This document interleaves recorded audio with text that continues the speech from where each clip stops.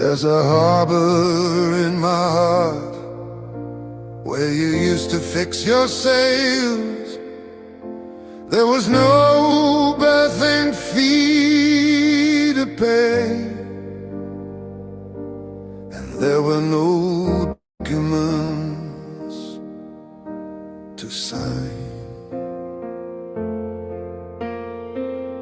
You used to just relax before figuring out what you needed to do, for the ocean is vast, yet wherever you went,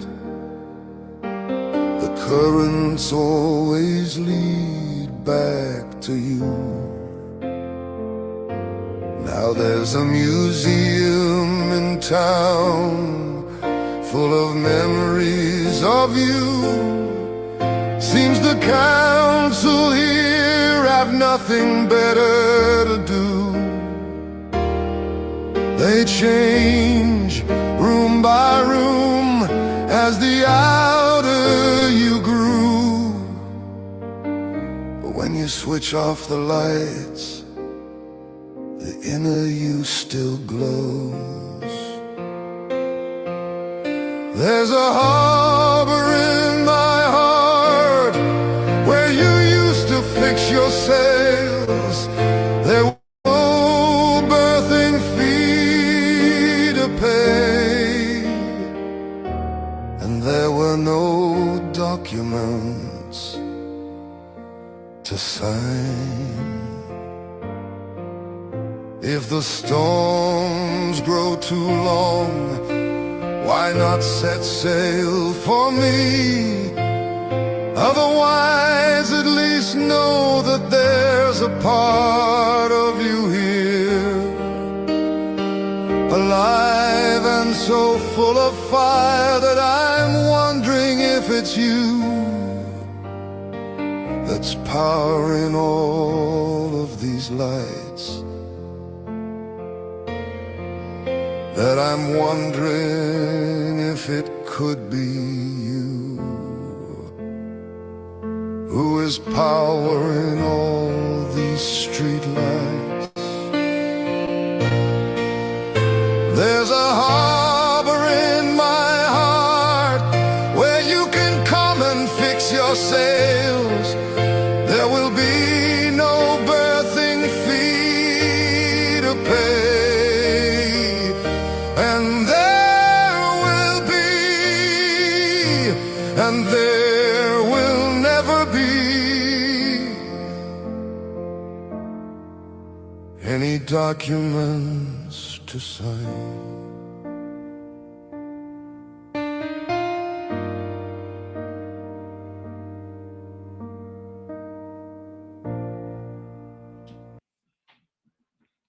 I'm going to have an interview with a gorgeous guy today. I've interviewed him once before, quite a long interview, but he's got a book, Radical Curiosity, and Reclaiming Mental Freedom in an Age of Indoctrination. Russell Story's good name for a novelist, do you think? Story.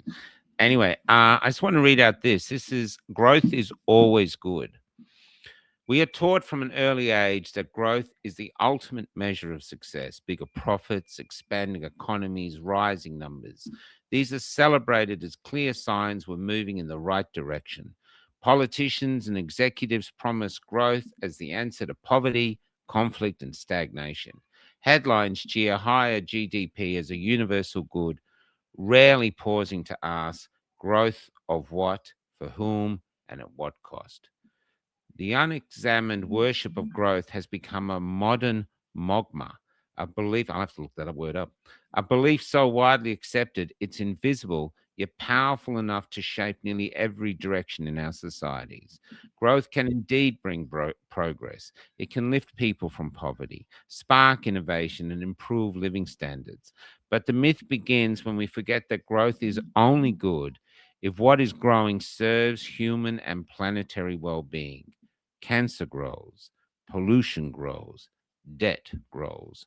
When growth becomes the goal itself, detached from purpose, it starts to devour the very foundations of what it once promised to improve. This is in the Bad Book Company. I'm going to put the links in the show notes too. And we're going to have a chat to Russell Story now. Okay, Russell, admit you changed your name to Try Sell Books, didn't you? I did indeed. Your second name is Side Bottom or something like that. There's no jokes aside. Yeah, man, it's great to meet you again. The last time I met you, I think was in a park, and we had a long talk. Before we get to the book, how have you been since then? That was about 2 years ago. What has the last 2 years been like for you? Oof. Well, I guess I'll start by saying thanks for having me on, Michael. It's great to see you again. It's a pleasure. And pleasure. The last 2 years, I don't know, a fever dream of some sort. It has rumbled on.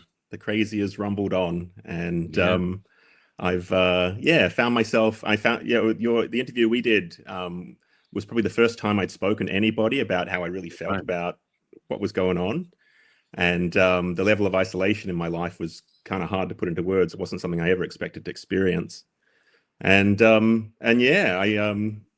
made the decision that we can get busy living or get busy dying, right? And we've got to get on and start looking towards the future and making some sort of semblance of what on earth we've lived through. But me being the kind of person that I am, the why question hovered just relentlessly in my mind around, how do we get here? Why is this happening? What's going on?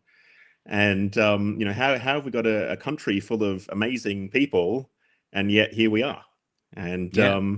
And so I soldiered on with my work, but being a breath worker during times of COVID has been a little tricky, with people being too terrified to be in the same room as each other, and then again having a different perspective on a lot of things to many people, and certainly many people that I grew up with and many people that I'm associated with.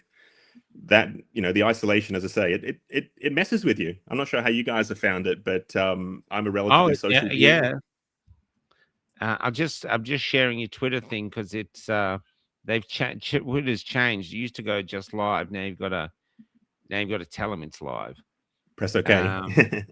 And so look, to be honest, isolation is really strange. I think I was telling you we were at that party the other day, or that dinner party at Yvonne's and Gustav's, and you can actually get very lonely town to town, where everyone's just looking at the bus like fear. No one comes forward, and there's just this uncomfortable silence everywhere. And it's, I think that's the joy of having each other, is our closeness comes from the fact that we can feel it around us, that often we're unwanted. And then out of the blue, it'll become one of our tribe, and it's like hugs, and it's like, oh my God. I was sharing my book with some new friends just last Sunday. It was a leaving party for a couple that I've got to meet through this, and met some other freedom people. And it's it's like, I don't know, it's almost like coming up for oxygen or something like that when you discover someone you can speak freely to, and you don't have to worry about tripping over a cultural landmine that's going to get you excommunicated from wherever you are, and from friendships and relationships. And that's probably been the hardest thing for me, Michael. I moved home. I remember sharing with you, I lived in Scotland for nearly 20 years.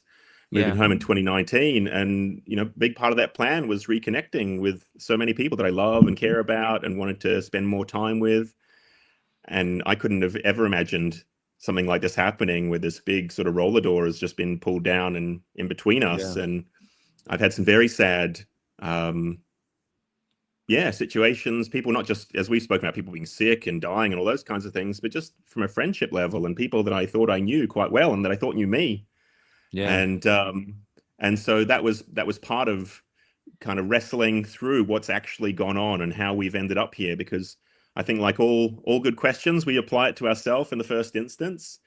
And I often thought, had I not been through a set of personal circumstances that led me to where I am, would I have made a different decision? If I'd been in a different set of circumstances in my life, if I'd been responsible for kids, or I might not have had the real possibility to sort of say, listen, no, thank you. And I know a lot of people have found themselves, really hamstrung by the system that's been built up around us.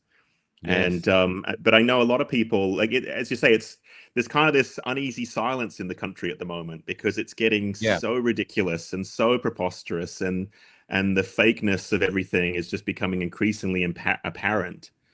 And yet I'm not quite sure how we kind of lead people, through to the other side. And so that was really Mm. the foundational idea for the book was, people aren't stupid. They've been lied to, No, and they're not stupid. that's a very different thing, and Yeah. and they've been structurally lied to as well. And a lot of these lies Yeah. started before we were even born, and so we haven't Yeah, really that's right. stood a chance, and it's only when we do that, and again, part of the research of the book was kind of looking back over, history, Australian history, these kinds of things, and you start to see Yeah. where some of these pivotal decisions have, seem innocuous at the time, but take us down a 20-30 year path, and Yeah. suddenly we feel ourselves, corralled into a corner, and people that aren't even in this country making decisions about our day-to-day lives. It's crazy, it's Well, we're absolutely seeing crazy. it now with the fuel. I mean, Yeah.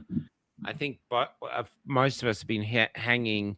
We can feel like we've been here before when they were Mm. first talking about COVID, and we're Yeah. thinking, is this just going to blow over? Is Trump going to, say, oh, it's all fine? Apparently the strait is open now, and I'm Yes. just getting I'm just getting your link up, and you're just wondering if it's the same, and it feels the same. Yeah. It Yeah. feels like there is a different agenda here than this, Yes. and the fuel's Well, going up. And the fuel's going up. someone very Yeah. wise once said to me, Michael, trust is very easy to lose, and much harder to rebuild. And we're Yes. really kind of living in that post-trust world right now, where, I know a lot of Perfect. people, thought these guys might, maybe not people that you would hang out with, in your free time, but no one thought in a million years that we'd be sold up the river to the point where, where, as I say, our fundamental freedoms and rights as Australians and just as people really just have been trampled on. And but Absolutely. as I come from a corporate background, so I Yeah. worked in big, business, so I saw incompetence firsthand, and incompetence can explain a lot, but it doesn't explain everything. And it takes, it's kind of like the spark and then the fuel, and incompetence is kind of the fuel, and but the spark isn't always, clear as to what that is. And I was just literally, my mum had the news on in the other room, and you're looking at the front bench of the Australian government, whoever these people are, just feeling completely disconnected from any sense of shared reality with them. And Yeah. they're not feeling any pain from fuel prices going up. They're not feeling No. any existential threat that their liberty or their freedom is going to be inhibited in any way. But that core foundation of loss of trust, we you know what it feels like? It feels like we're kind of in mid metamorphosis. We've been through the initial shock, and we're still kind of in that. You're seeing it with the rise of Pauline Hanson and people like that. Of some people freaking out, going, "We can't have Pauline Hanson around the place." And it's like, well, it's not about Pauline Hanson. It's about, you've got thousands, maybe millions of people now going, "Hang on a minute," hang on a minute, and people, and again, just applying basic logic like we spoke about with COVID, of going, well, hang on a minute, we had a fuel crisis, and no tankers had been stopped yet. They'd already decided that we were going to have one. So yeah, that's right. Well, this is why I think we're getting. I just want to say them before we do, though. I just want to say good morning to Shillets from the UK. G'day, brother. And Shillets is talking about that's his Twitter name. He's talking about England. I mean, we're watching England now like a dystopian movie nightmare. Oh. It's nightmare fuel, Michael. Those, I'm just going to put up the link again to your book. I've been reading this. You can hear how Russell speaks. It's incredibly clear and articulate and profound. And that's what the book is. So I'm just going to talk briefly about the book. Here's if you want to get it here, it's in the Banned Book Company. If you want to get a signed copy. And there's two reasons why writing is important now. they can't censor you. If you'll put this online, the Australian government is allowed, ASIO is allowed to go back through your feed and rewrite things without telling you. And so we can't trust them. And if we go back 3 or 4 years, I've been telling people at these gatherings, you look back, all your beautiful posts that you did 3 or 4 years ago, if they didn't, they're gone. They go deleted, deleted. So we've been memory hold as we speak. And so this is why we're getting behind authors. And if you're an author yourself, you're writing something, get in touch with us, because John Stapleton and I are pushing this to get these out. So this goes into your book collection and you hand it. And if it's got if it's signed, then it gives it a little bit more value, and you can hand this. Yeah, I got the author to sign it. It's real. It's not a CIA plant or anything like this. And take it's about, what I love about it is the world is like this at the moment. You wake up in the morning, you're like, oh, what? And your book brings a clarity to that. And I think this is it, reclaiming mental freedom in an age of indoctrination. It's not just indoctrination; it's just being overwhelmed as well. And because of the hate speech laws are so vague, we're not even sure they're here now. People are defaulting to silence to stay safe, and here we are. You know. Yeah. So that's part of the there's many facets to the design of the book and how I structured it and wanted to share. But really, for me, the one of the deeper intents is to give people confidence to be able to be pushing back on what they've been told. Yeah. Because one of the challenges we're in the university age in many ways. You know what I mean? We're all funneled into university, and as anyone who's on the other side of that knows that, a lot of this stuff isn't really based in reality. It's based in academic theory, and we've got the high priests who are the professors and these people who get to dictate to us what's true and what's not.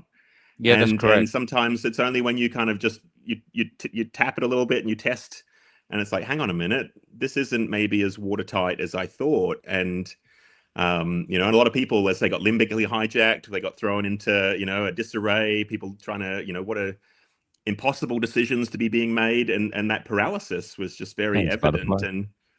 And then a lot of people kind of just did their head in the sand and went, okay, well, we've done it now, so let's kind of just grind it out. But as I say, watching this Iran stuff kick off, and again, we don't need to go into geopolitics or anything like that, but as I say, this knee-jerk reaction to something that just on its surface just doesn't make any sense. But then hopefully, maybe we do. This is maybe the rumblings of people who are awake now. It's like, fool me once. Yeah. But this time, like, I know you guys are a bunch of jokers, and I know, that this stuff doesn't really add up. And maybe I don't even know quite why yet. I just have a feeling in my bones that something's not quite okay. And and I know in times in my own life where I've been able to or needed to stand in the truth, having that has been a huge resource for me to be like, no, hang on a minute, I do know what I'm talking about, and maybe I don't have all the answers, and I'm not an expert on the subject, but I have common sense, and I can apply that with the right information. And the second part was around linking that historically and giving people, the reminder that this isn't our first rodeo as a species. The human race has been through a hell of a lot in the time we've been on the planet, and that's right. And so much of technology has kind of short circuited that. One of my the chapter I spoke about at the launch is called "We Know More Than Our Ancestors," and this idea that just because we have technology, suddenly we're smart, and we know more than what a generation in the build up to the First World War, or what it was like living in the American Revolution or something like that. Humanity's been through incredibly tumultuous times before, and the biggest sin we can make is to not remember. It's like, lest we forget, right? That's something that stayed with me these last 5 years. Lest we forget. And really understanding what that sentence means. And we forgot. We forgot who we are, and we forgot what we stand for. And I think values is a really interesting thing.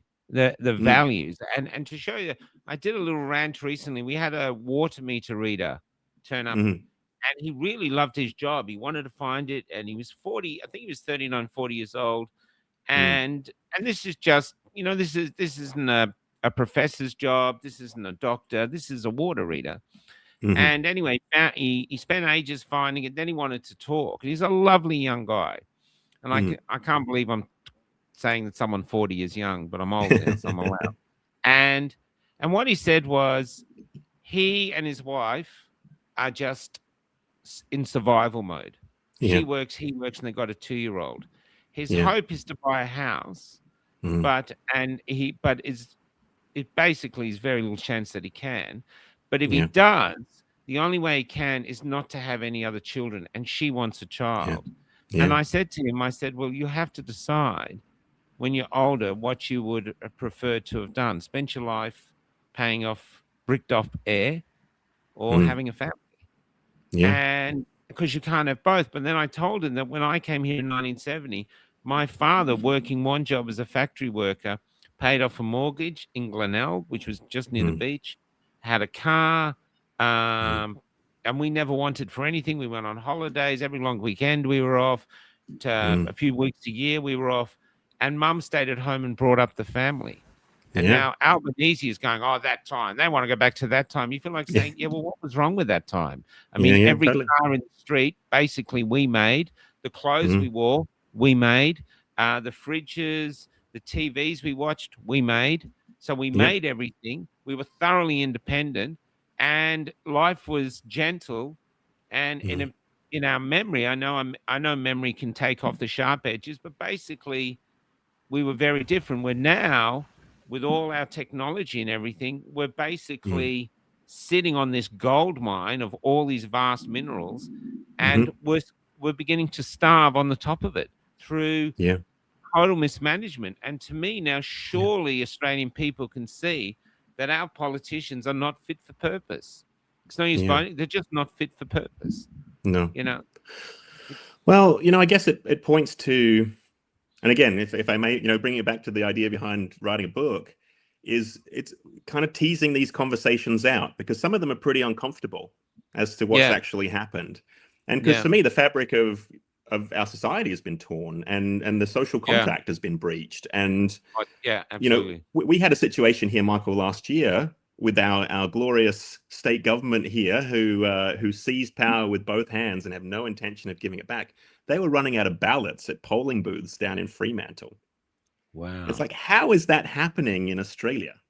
Like, how is that happening? How are we here? And then I read yesterday, and it was, they had an inquiry, and it was local mismanagement, and the usual. And it's like, these aren't even serious people anymore, because, that was the deal. Australians worked hard, we sacrificed for our families.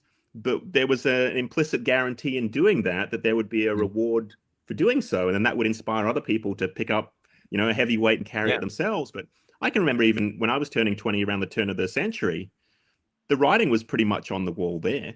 That's why I ended up in banking, because to get any serious job that was going to, match my skill set, it was like, well, I've got to go into this dark world of corporate and find out what it's all about, because, but we're now in a situation where I don't know if the connect between the government and the people is bridgeable at this point.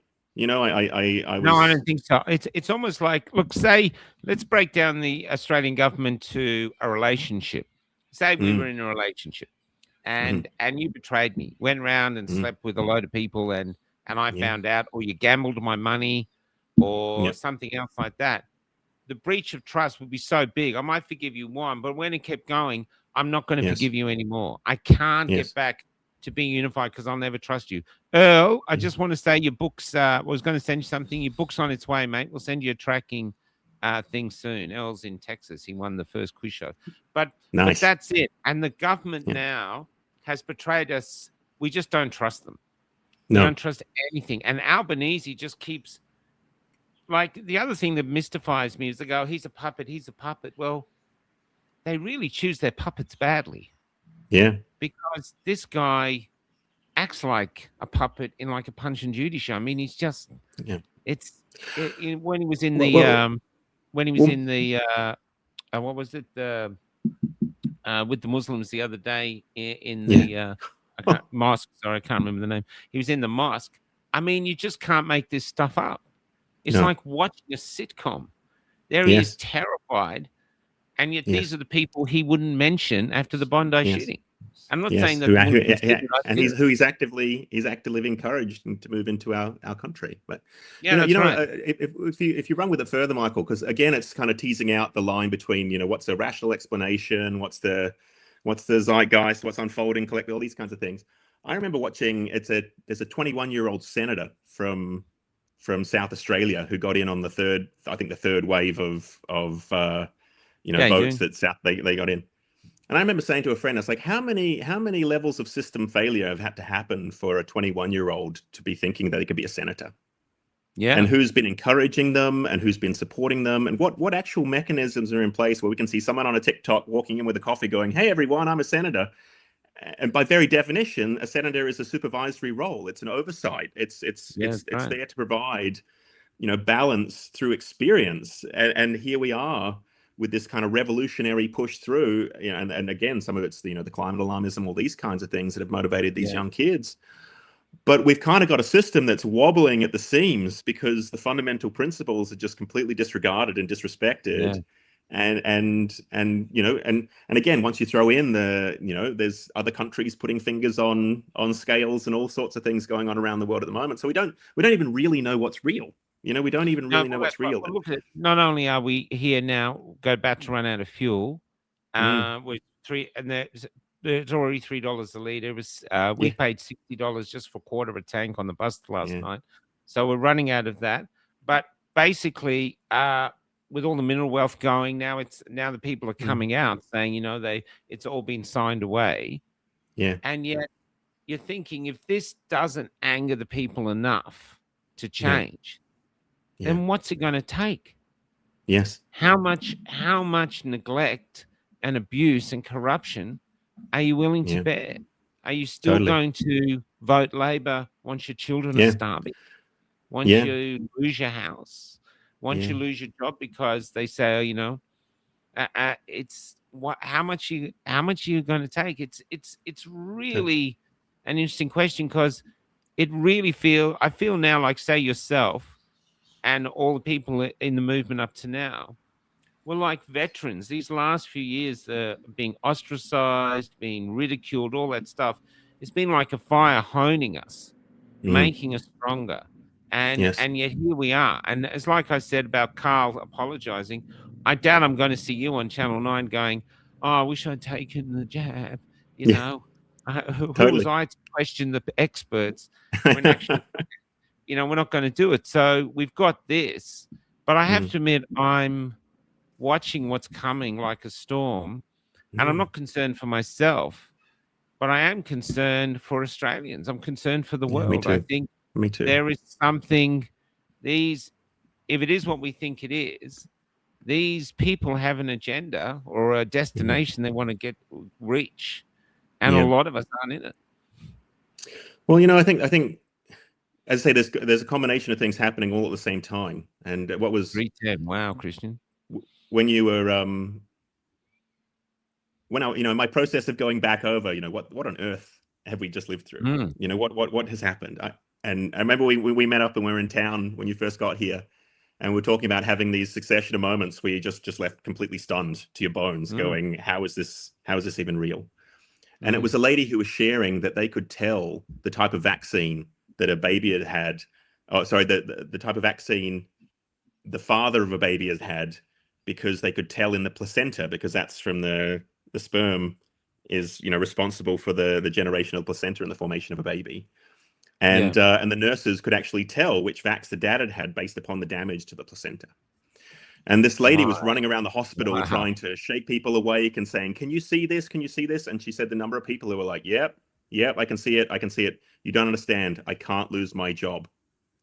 So they're still strangled by the same fear that had them doing it in the first place. But now we're in a situation where a lot of people, as you're saying, the guy with the water reader, they're just running and pedaling so fast, they don't have time to be organizing revolutions or anything like that. And to go back to what we were saying, that's never really been part of the Australian culture. It's never been part of who we are as a people. We haven't needed to turn up and protest. Now we found out even when we do, they don't listen anyway, so it doesn't matter. I actually think this is I just want to show you some download videos. I just want to bring something up in a minute. I don't feel he didn't have any sense of power to him at all. The only power he had was to endure. Mm. And even when I don't know, even when I told him that it used to be completely different, he it's extraordinary. You know, you're kind of looking for something, some spark of revolution, some sense that there could be another way. Yeah. It was just there. But I want to show you something, just what you said, where you get the wind taken out of your sails. You think by now nothing could do that to us. We're so cynical. We're war veterans. Nothing could shock us. But I just want to play you something now which shows the decline of our world's or the Western morality. Listen to this preacher in a church in the USA. We're here. Okay, listen to this. If Jesus were here today, he would be a clinic escort, distracting women from the hatred of the protesters, or an abortion doula, holding women's hands and offering support and love as they end their pregnancies. And I expect he would have a stern word for self-righteous legislators who use abortion as a political issue rather than showing compassion. I have to go on. Basically, she's saying if Jesus was here today, he'd be working in an abortion clinic. Yeah. That makes sense to her. Yeah. It goes against everything. It doesn't matter whether you're religious. It goes against everything that Jesus stood for. And you're just baffled. And it's like they're trying to bring in another morality. And I know Klaus Schwab said, I don't usually bring this up much, but Klaus Schwab said, don't debate them. That was his thing to his followers. Don't debate. And this is what we're seeing. They don't debate. So if you're so articulate, we got you on here with someone, they couldn't be a debate. They just go, oh, anti-vaxxer. Oh, Islamophobic. Oh, yeah, racist. Oh, you're just white privilege. That's it.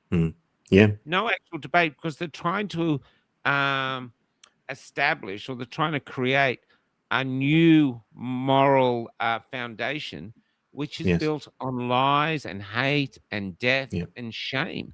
Nothing nurturing for the human soul. And this is otherwise known as communism, right? Can I share quickly, Michael? That communists went so bad to believe a deity would come back and work in an abortion clinic, but who knows? You know, I tell you one thing that's interesting. Can I just tell you one interesting thing about communism? Because I've interviewed a lot of people that grew up in communism. In Kelmscott, there was one church in Perth where the police came in during Mass, halted the Mass to check people's vaccine passports. Yeah, I remember. When I talked to Polish people and other people who are in the Eastern Bloc, they said the party would have never done that. They might have got you when you came out of church, but they would have never interrupted a church. Wow. Don't you think that's interesting? So in Perth, where everything's nice and this, we actually were worse on that particular issue than the communists. Well, yeah. And so to build on that, when I was going to say, the first time I was able to get out of WA, when they finally let the border down and all us plebs were allowed to back and travel, cattle class. And I went over to the UK. I had two friends, Michael, two separate friends in two different countries telling me they were looking forward to communism arriving. That was what they took from the COVID malarkey. That was one in England and one in the Netherlands. And that was part of the inspiration for the book, because I didn't have a good answer for that. I just never expected to be having that conversation. Yeah. And actually, when I was there this last time, we went over for the free speech rally in September, and visited the same friend. And my mum was with me, and I said, "Mum, that's the couch I was sitting on when he told me he wanted to be a communist." It's the one I almost fell off because I didn't know how to, you know what I mean? That wasn't a conversation I was expecting to have with a peer.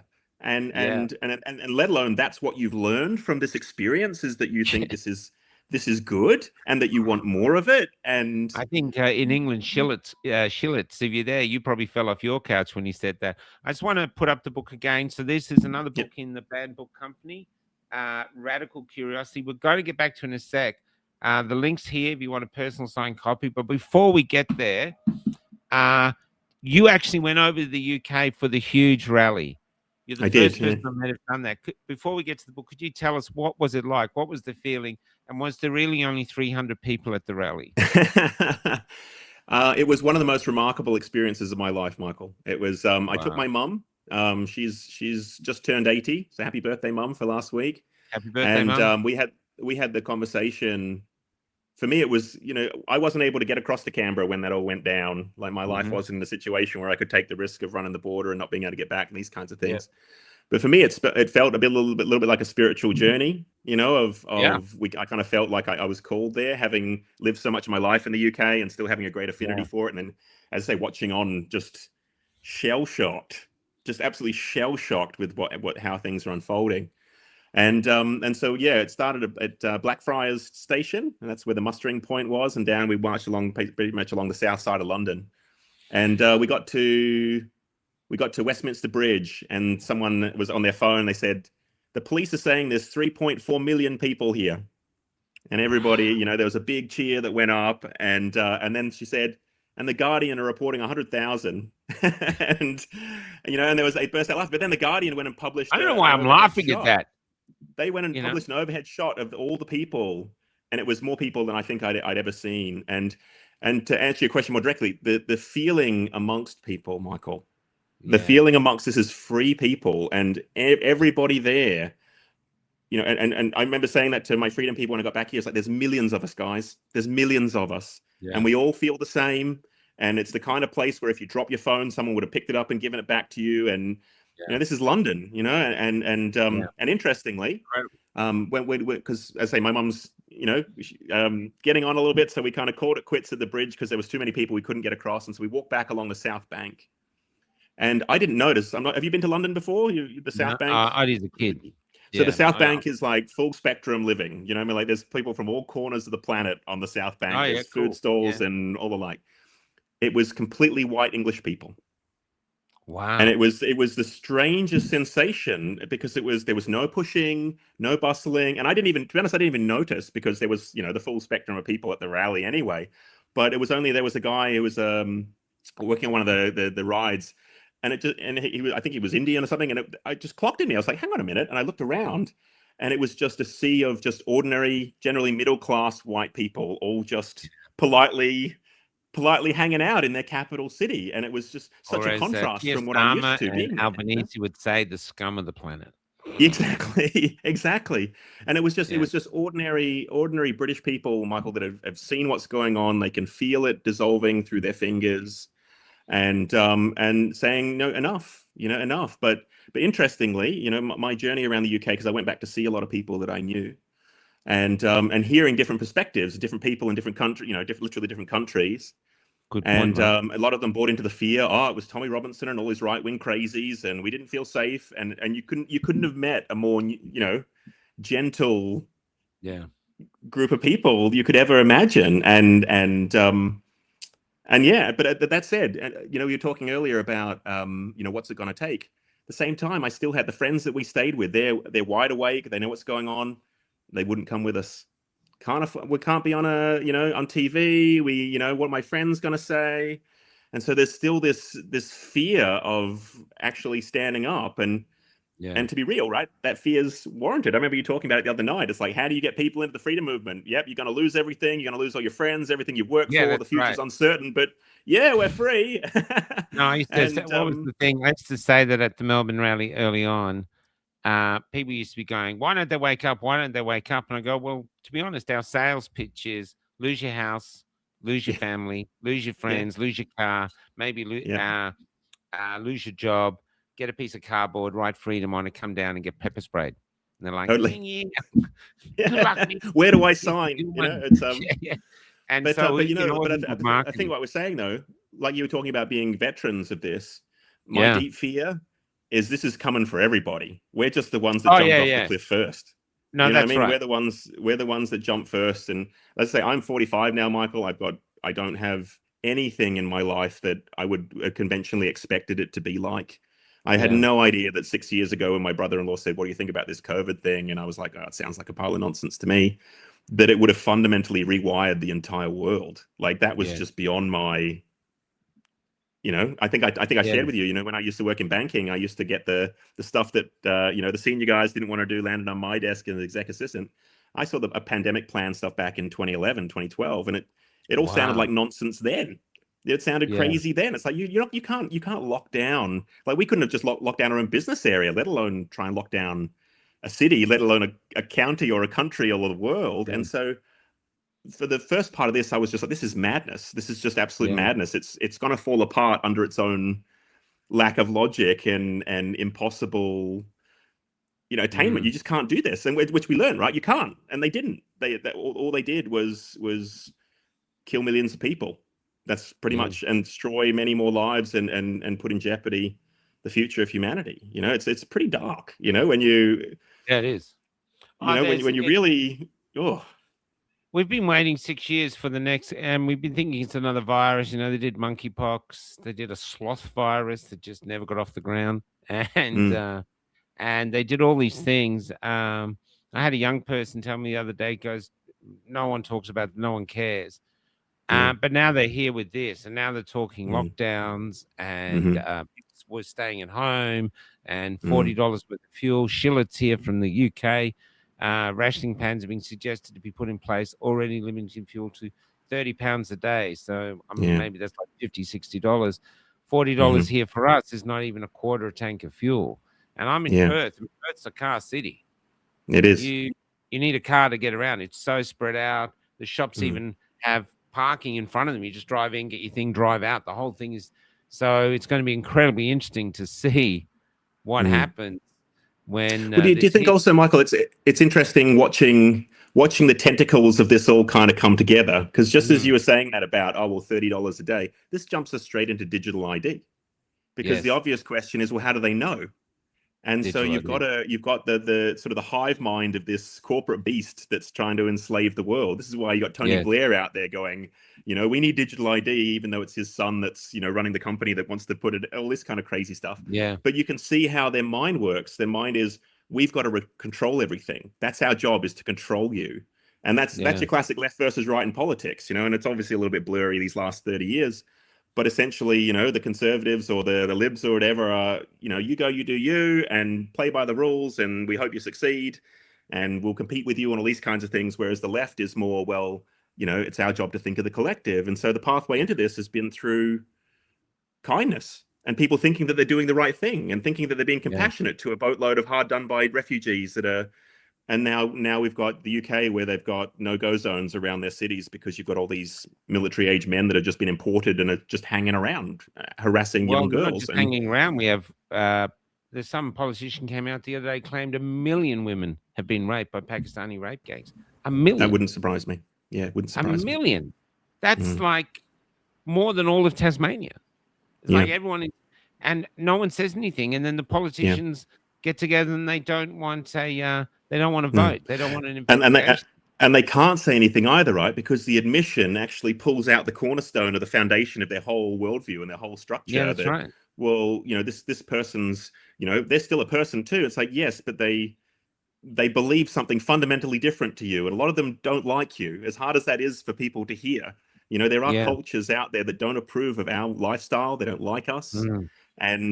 And so there's a growing up almost, this growing up through this of, we just can't be nice to everybody because, well, one, it's not our responsibility, but two, often we end up paying the price in the long run because, we're in our own, like Albo found out last week, you're in your own country being disrespected. And like, I don't know about how you thought about that, was Michael, really but interesting, because I had to do an Uber recently twice to go to this thing because we just thought it might be cheaper than the bus, and parking the bus would be a pain.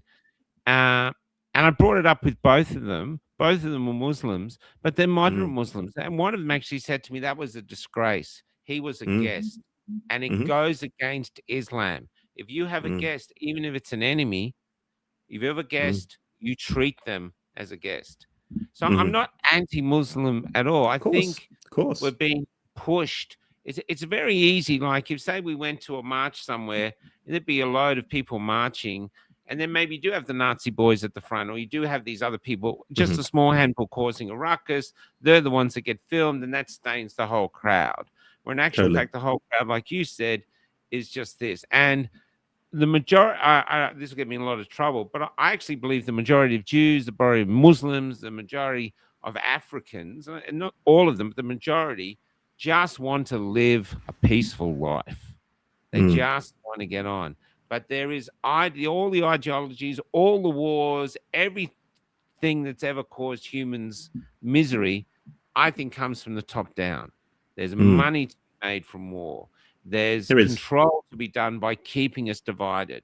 The media loves pushing division because we're easier to control. Where in actual fact, the ones we got to fight aren't our brothers and sisters who might have a belief in a different God, but it's whoever's bringing this down. Whoever's this. It's time, because look, I remember a Muslim guy came up to me with his family on the steps of Parliament when we were first marching. He sought me out because he was watching me. And he said, and what did he say to me? He said, I want to tell you something. We're going into a future where you have a choice. You can live on your knees or die on your feet. And that's it. And he was in the freedom movement from there. I had another Muslim woman in the whole regalia, the hijab and everything, came up to me in Adelaide while we were protesting outside a vaccination clinic with this huge sign of vax injuries.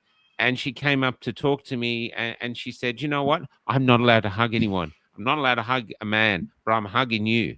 So it was a beautiful moment, but she was so happy to be there. So I sometimes feel like in reality, we're pawns.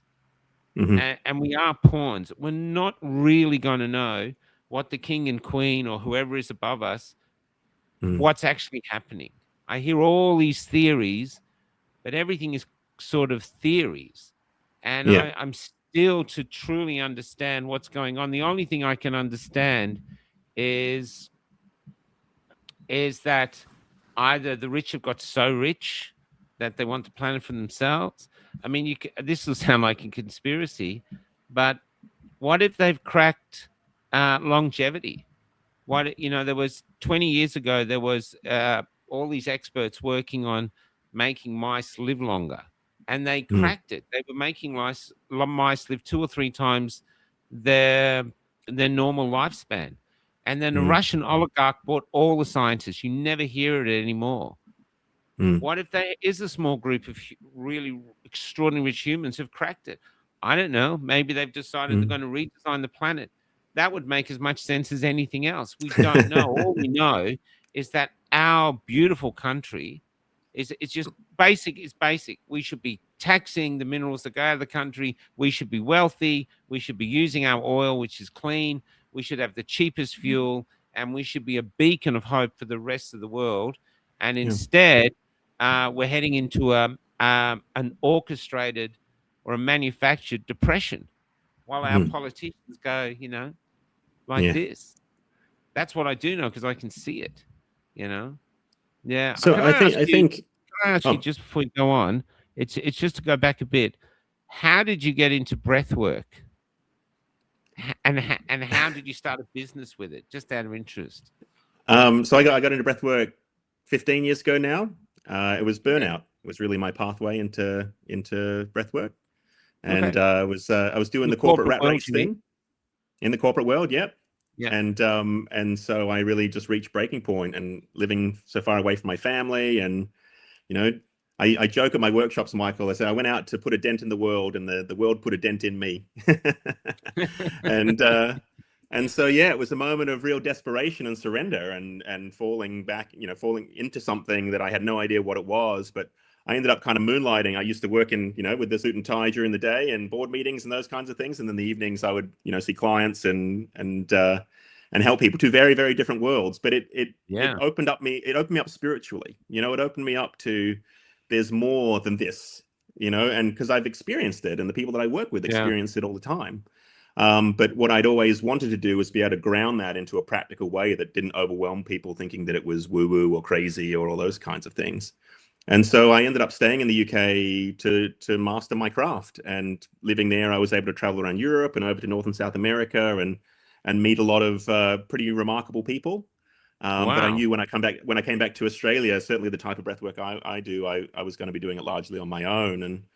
And but yeah, interestingly, you know, I've found myself isolated pretty much within the breathwork community as well over all this kind of stuff, which is just completely blowing my mind. Completely blowing my mind.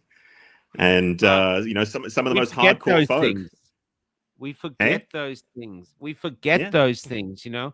I remember interviewing in Horsham this single mother who didn't want to take it, who'd made a Mm, pact with her mother that if she got injured or died, her mother would look after the kids. Her mother wasn't going to take it.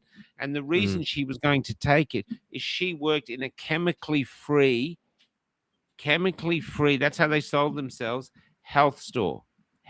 right. They were against all vaccinations, but for some reason they were going to force their staff to take this one. Wild. It's wild. And she got the job. She'd left another job to get a job here because she wanted to work chemically free. Because I think one of her children had been injured by a vaccine. She wasn't going to take it anymore. So she was an anti-vaxxer through pain because she'd seen her child injured. And that's why she was proud to work here. And now, because she lost her job, she didn't know how she'd survive. She was going to, they were forcing her to portray her own values to support her children. And I guess, and this is, you know, we're talking about your book. Do you know what I mean? About teasing out some of these stories that so many people just have no idea. Like, I know there's a large section of the Perth population that don't even realize there's a problem right now. You know what I mean? Like, there's a big section of people that are like, well, you know, government are bastards. What are you going to do? Let's get on with our lives. And they don't have a sense of this deep violation that's taken place and this gross abuse of power. And it's. You know what I was going to share with you? One of the best memes I've seen lately is we're living through the hardest part of the 2075 history exam. Because people are going to be studying us like they're studying Nazi Germany or studying communist Russia, these kinds of things. People are going, how did you end up there? Like, how did this happen when it's so obvious now? But you know, to really having lived through, they really kind of pulled the noose tight on us, and they cut off the information flow, and you know, they bribed big pharma bribed the companies with adverts, and then the government gave them indemnity, all these kinds of things, all that web. But you know what I was going to say, and you know, we were talking earlier about you know, like the Muslim situation and these kinds of things. I think one of the biggest casualties of this whole period of time has been the inability to handle nuance. You know, and it's crashed us in this, you know, and part of the woke mindset has got this, it's this universalizing principle of, well, we're all just the same in the end. And so everything has to collapse into sameness. And there's a question for you there before it goes. This is Jason, one of our constant commentators. You better to learn to hold your breath. But yeah, the ability to, you know, for us to hold, and I think this is for me where the individualist side comes from, because for me, I'm very much judge someone by the content of their character. You know what I mean? And because I've got people from all walks of life in my life, and I've never really thought of any of them as being fundamentally different. Yeah, but there's always nuance, you know. Even within the Muslim world, there's infinite factions, and the Jewish world is the same, the Christian world is the same. And so labeling everybody into the trans people, there is a mix in everything. You're totally right. And so the problem is they try. This is when government gets in the way, right? Because government then tries to legislate, and legislate by definition gives an absolute line one way or the other, which is and that's what we've seen. All this MAID stuff coming through, Michael, is nightmare fuel. It's nightmare fuel. It's insane. And it's under the compassion. We're compassionately helping people who are suffering in their life. It's like, well, what caring, conscientious person wouldn't want that, you know? And then we're selling their organs. G'day, Simon. We're selling their organs to help other people, to help. It's the banality of evil. It really, truly makes you wonder, is there a devil? And well, I do one thing. I really want to come back to your book, but we're talking today about Epic. We've been having a few people. We did a beautiful interview today with a young guy. It's going to go up later. And some other people came around for a chat. And the incredible thing about Epic, I was there, and I think it's the same for the march you were in. I know, or I totally believe, that even though Big Pharma could have $1 billion marketing campaign, the government could help them, MSN, every reporter in Australia could back it. even if they Mm. put all that energy into trying to get people to come to Canberra from all over Australia to cross closed borders, they would never get 1 million people to come to Canberra to get the booster Mhm. ever. They came Mhm. there for freedom, but they were Mhm. called there. I was on the gate. I was there. People were saying, I had to come. I had a calling. I had Mhm. to come. And it Mhm. makes me think, what if there is a God? So God Mhm. said, come to Canberra, and we Mhm. came. Mhm. But saying the other side, government, big pharma, they couldn't do it, achieve it. No. And yet there was nothing. There was no Instagram posts. There was no this. There was just this feeling. And so there's great hope in the world. Mhm. Really, I really feel that there's a darkness and a light. And at Mm. the moment, the darkness is here and the Mm. light's fighting back. And the darkness is now coming in for another attack. Mhm. And people have got to say, well, what sort of world do you want to live in? Do you want to live in one that's Mhm. conducive to the human soul? And the only way you're going to do that is to stand your ground, or Yes. you're going to try hold on to your little crumbling patch of dirt Yes. and head into the darkness, and it's going to be dark. So, so one of the ways I survived lockdown and being kicked out of society and all those kinds of things, and which points towards the book, is I ended up learning astrology. And astrology for me was as far away from, breath work as breath work was to banking, if that makes sense. It was another Yeah. big leap out into the unknown, and it was through a set of circumstances that I was forced to open my mind. And so I included in the book as almost a challenge towards the end of people to say, well, how comfortable I am just dancing with ideas that I maybe don't fully believe in or understand or whatever. But if I may, from an astrological perspective, um, Saturn, the planet Saturn with the ring, that represents the three-dimensional reality. And Saturn in astrology is known as the old devil, Saturn, Yeah. Satan. Wow. Okay. And so it's this idea of, and what we're seeing, you talk about the longevity, is people are actually enslaving themselves, because on one level we are enslaved to this three-dimensional reality. Yeah. And we go through we're born, we grow up, it sucks, becoming an adult, and then we die, we go through the cycle of life. And what we did with COVID was we put all our chips on the material side of things. And okay, well, the only way to solve this problem is because there's something structurally wrong with you that we've identified and we can update and tweak. Yeah. That's dancing with some pretty dicey existential reality when you think about it. And that's really the scientism of the world, is we can measure it, explain it, see it, touch it, feel it. And that's how we know it's real. Whereas this has forced a lot of us. And so again, astrologically speaking, the nebulous of all life is the sun. It's the light of ourselves. Yeah. And Yeah. as you've seen, when you meet people, the light shines through people when they let go of the fear, the Saturnian fear of worrying about losing our stuff, because we realize that we are eternal anyway. And that doesn't mean, and again, you go back to, this is the teachings of Jesus, right? He did it the really hard way as an example for us all, of that I am more than this material world, and it doesn't matter how much pain and suffering and injustice is inflicted upon me. If I can connect with that light that I am, then I'm eternal. That's essentially the Christian message, right? And so I think there's but we're seeing, is there a devil? Yeah, there's a bunch of them. There's a bunch of them, and that's how they perceive the world. They straight up, see it as a problem to be solved, a thing to be fixed. And medicine got arrogant because it was like, well, look what happened with you with your heart transplant. It's a miracle. It's not a transplant, but your surgery. It's a miracle. Modern medicine is a miracle. It is absolutely incredible what they can do. Even Dr. Paul Oosterhouse said that. They work on the plumbing. They're great plumbers. Yeah. But this is something different. I just want to bring up, before we talk about your book, I just want to bring up something really quickly, because this kind of relates to you. Well, the deep critical thinker has become the misfit of the world.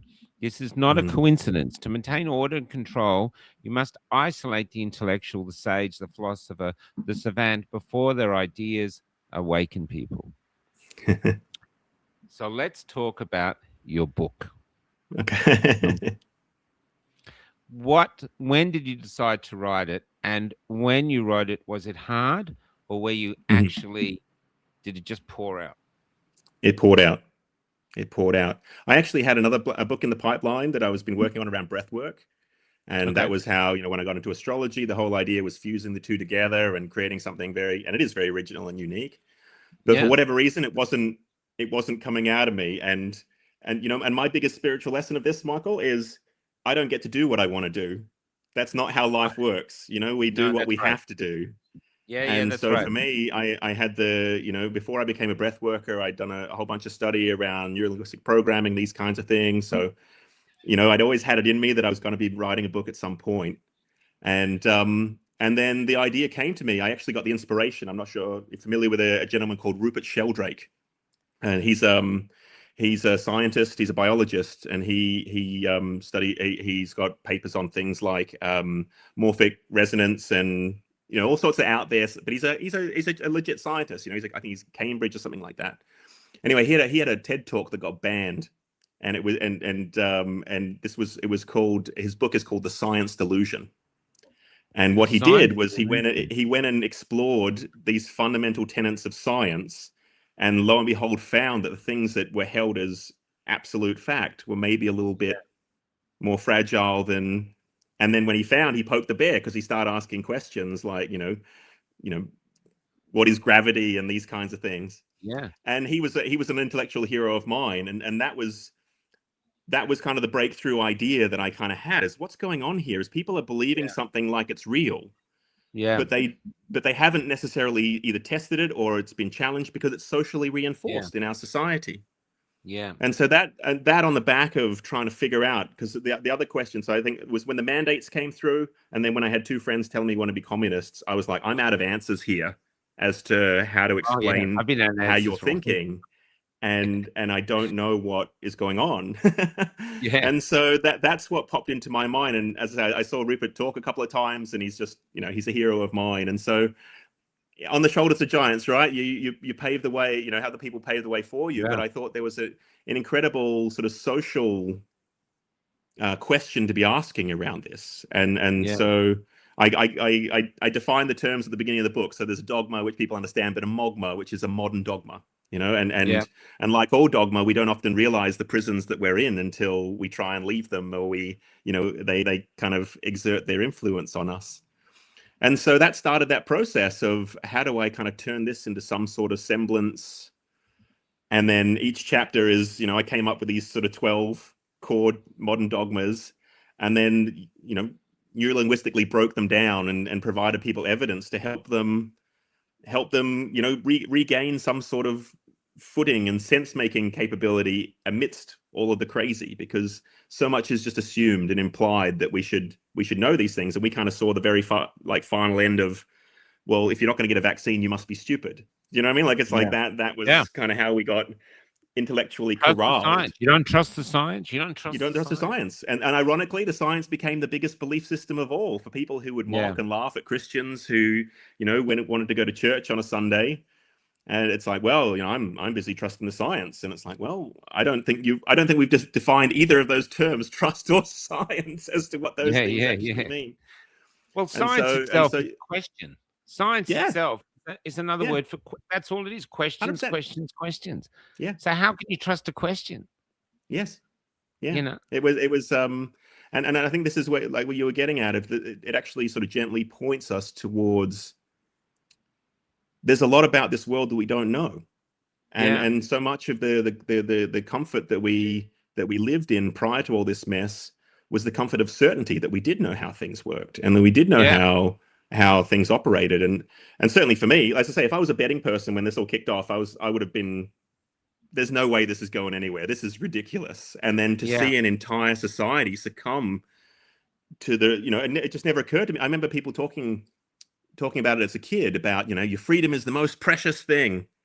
But it's like, that's like telling a fish in the ocean that the water is the most precious thing. You don't notice it.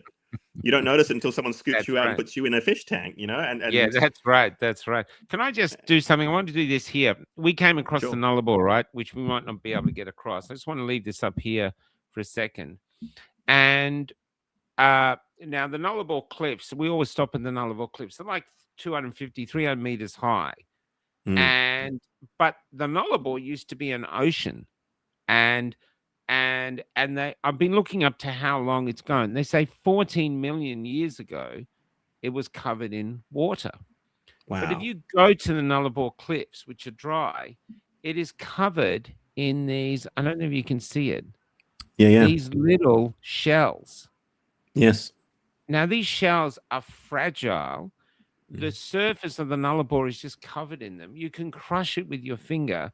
So you telling me that this little fragile shell is 14 million years old and it's just been sitting on the desert. No animal is treading on it. No Aboriginal, no car, no anything, no storm. This and all the other millions of shells that are untouched are 14 million years old. It just, why haven't they gone underground? Why haven't they solidified? Why aren't they like rocks?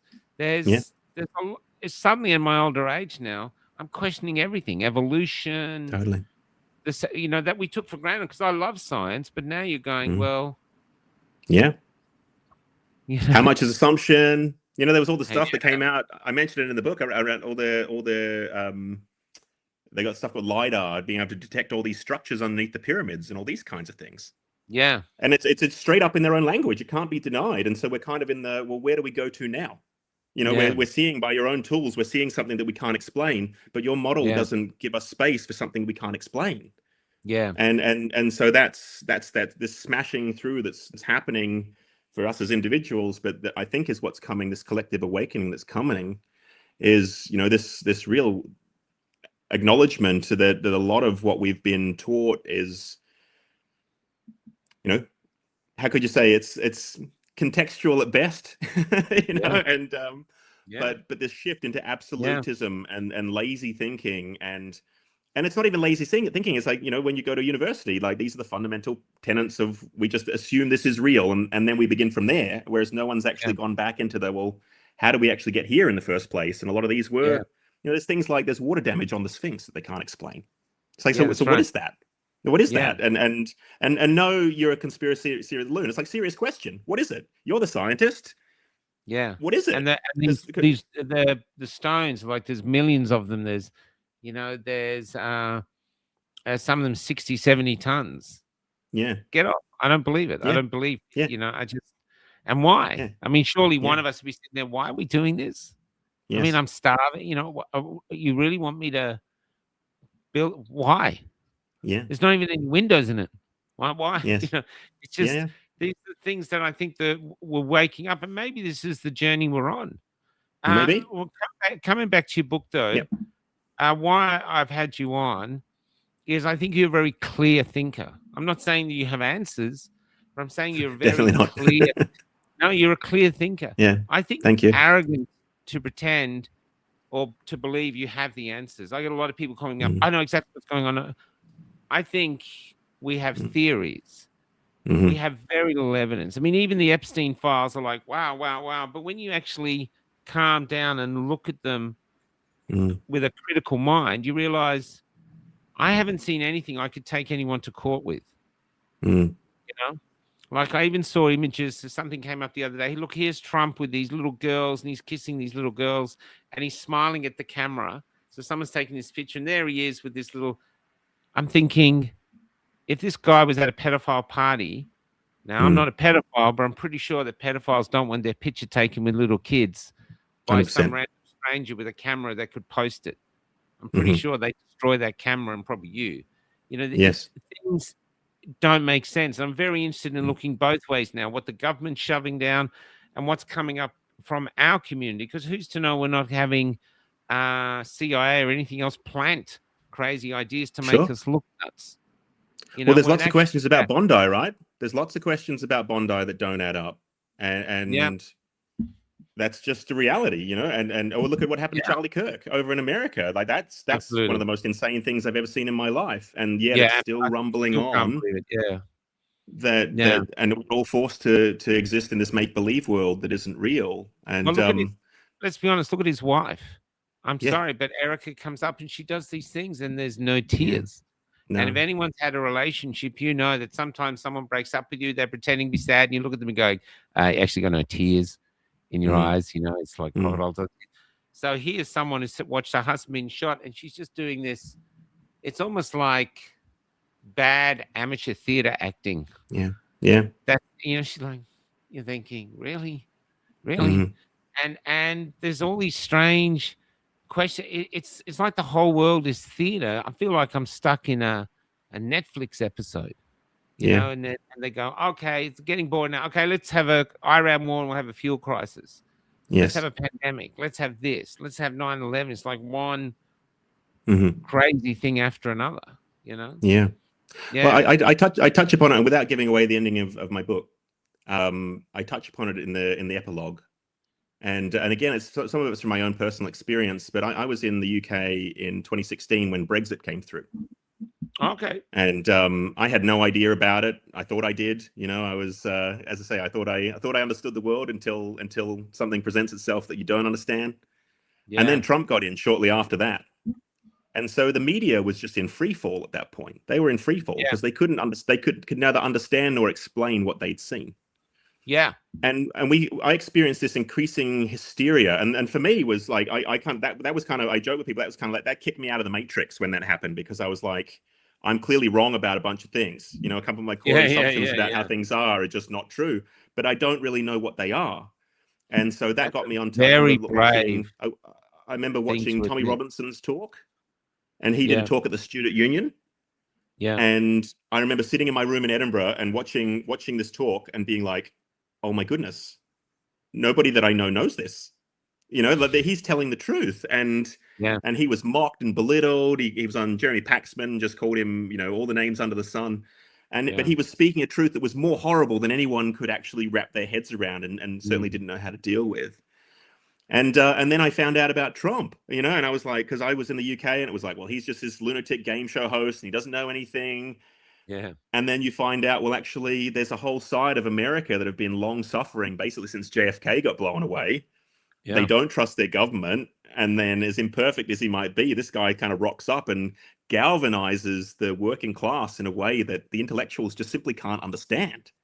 Yeah, and let alone the British intellectuals who still think they rule the world, you know? And so we had this whole beast kind of surfacing from underneath the surface.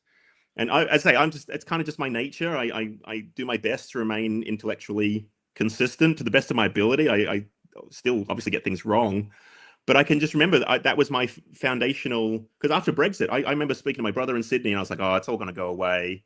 I woke up the next morning and they were like, Britain's voted for Brexit. And then on my way to work, I had to pull over on the side of the road because David Cameron was on the radio resigning. And it was just like, I remember that. What just happened? Like, what just happened? Yeah. And that was like in the banking ecosystem. No one understood. That was like The Voice over here. Yeah. I really thought the way they were marketing it, they were just going to have a landslide win. And so we were going to do a show at 8 o'clock because I knew the counting wouldn't be gone.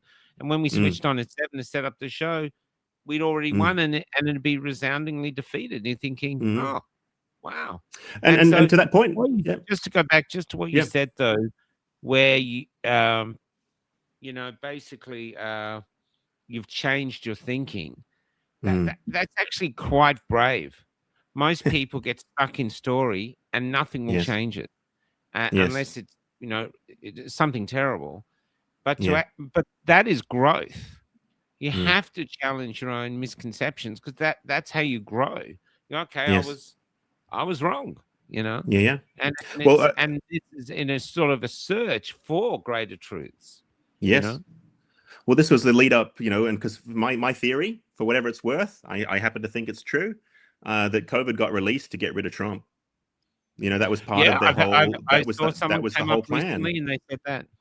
And because it's not come out now, it was supposed to come out later, but they were so terrified of Trump they released it early. Exactly, they accelerated their plans, and that's actually what's going to collapse them, because they tried to do their evil too quickly. And but I remember, because you were saying before about us not really knowing what's going on. I remember when the election got stolen in November. Yeah, and you know, he was winning, and then the next day he just wasn't. And it was like, you know, Joe Biden got more votes than anyone in history, and yet he's doing these talks with people in these little COVID circles. The whole thing was just insane. But what was even more insane was how the media then covered it up. And I think the media has so much responsibility in this mess, Michael, because they're the ones who have gaslit the crap out of everybody. Yeah. You know, they're the ones who, you know, and they simply don't know what's going on. And Australian people have we've been held to ransom. They're not, we've been held, You know what I mean? Like they just squeeze the information pipeline and Yeah. and I you know, mean, and we're then giving our gas that was away for free. yeah. There is no logical sense. No. If we had a cafe, and imagine we had a cafe, we're partners, and you came in, you found, why haven't we sold anything? Oh, I've given it away for free. I'm sure, how many? Oh, well, the first, I like to give about 1,000 coffees away free Yeah. today because I'm sure it'll come back to us somehow. You just wouldn't do it. Are you kidding? But I No, I want to know. get back to with your astrology, where you talk about Yeah. astrology. Yes. The moon, I spend a lot of time on the road now, and one thing Kelly and I love doing is if we ever get a chance, you're near an ocean, whether it's somewhere as remote as the Nullarbor or anywhere. We lived in Melbourne. It's before they move us on, and from the bus, and you watch the tide coming in, Yeah. and it's the moon, as far as I know. The It is. moon is, and you watch the tide coming in, you're thinking, what we're actually watching is an amount of water we cannot comprehend to how much water is just moving on the planet back and Yeah. forth. It might only move a little bit, but it's an impossible number to conceive, a weight to conceive. And the moon's doing that. So if the moon can move the oceans like that, how could it not affect us? And the Yeah. same with the planets and stuff. How these planets like Saturn and Jupiter hold planets on them. They've, not planets, what they call the moons, as we Yes. hold a moon, as our Earth holds a moon. So how could we possibly not be affected to some degree by these things? So I'm very Totally. open to all things like that. Yeah, well, for me, it's it speaks to an interconnection of life. It connects us with our history, our ancestors as well. You think the Greeks and the Romans were talking about this stuff, the Babylonians, but one of my waking moments, just you can see the window outside here, and again surviving lockdown and isolation, and I went and bought myself a telescope off Facebook Marketplace. Oh wow! And so so astrology and astronomy are pretty much not exactly the same thing, but it's very, very similar. And and I was sitting out. I just prompted my mind when when you were talking then, and I remember looking at my telescope and I could see the moons on Jupiter. Wow! And I had this kind of like whoa, what is that? And we're in the world of AI, so I was able to ask blah blah blah blah, and it was that connected me. So I mentioned Galileo in the book at the beginning of the book as the ultimate heretic. Because he discovered that in the 1600s, and that discovery of that through the technology of the telescope, shattered our previous understanding as to how the universe actually worked. Yeah. And so for me, learning to watch the movement of the moon, and you guys will see it on the travel. If you start to tune into the phases, you can see it open up, the new cycle, the peak, and then it closes off, and around we go again. And so it's actually got this tool of deepening our intuitive relationship with the world around us, and as you say, these celestial bodies that you can see how they influence things, and it's extraordinary. Like you're 45, I'm 60. Humans have this incredible relationship with the moon. I mean, when the moon comes up full, I should be bored shitless with it. I've seen the moon every night of my life, so it's full moon, but you're not. It takes your breath away. Yeah. You look at it with wonder. This is it. It's the same with, say, when you're around a campfire and you have a fire. We have all these gadgets that can do doom scrolling and everything, and you can sit there looking into the flames, and you're just mesmerized. Totally. It's the world is actually spiritual. Beautiful. It's I've got a saying that there's a lot of people saying, "Oh, this is hell," and I got a saying that, well, if it is, someone used heaven to paint it, and. Totally. And it's we live in this great beauty, and one thing I want to talk about, you talk about in your book, is how the algorithms want to keep us enraged because that drives content. Could you talk about that? And then how you come about how we deal with that? Because I know sometimes I take a break for a few days from doom scrolling. And you feel like a dried sponge that's had water poured back into it. Yeah. So can you tell us about your thoughts about that and how we're being controlled now?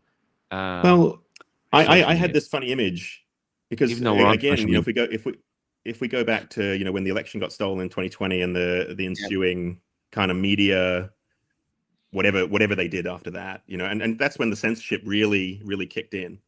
And I had this vision of this bunch of nerdy, you know, Californian kids sitting in a room in Silicon Valley, basically getting to decide what the rest of us see, you know. So it kind of got pushed through their woke ideology, and we saw it, you know, it was obviously, you know, Facebook, if you mentioned the vaccine, gone, you know, and if you dared to, you know, step on one of the taboo topics of the time, gone. And so we're seeing an extraordinary, you could say, lack of distribution of power. You know, these guys, and again, whatever people think about Facebook and how they came to be and all these kinds of things, we kind of ended up putting ourselves in our own prison of interconnection. You know, that was like the shadow of us all being interconnected, is that we can also now be controlled. And I think a lot of us maybe didn't see that being a serious problem until, you know, they turned the screws on us and tightened us.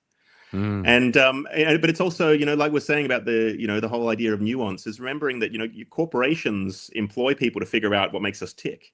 You know, there's entire industries built around hacking the human psyche and getting us to, you know, they study us, and, you know, in many ways. And this is not new.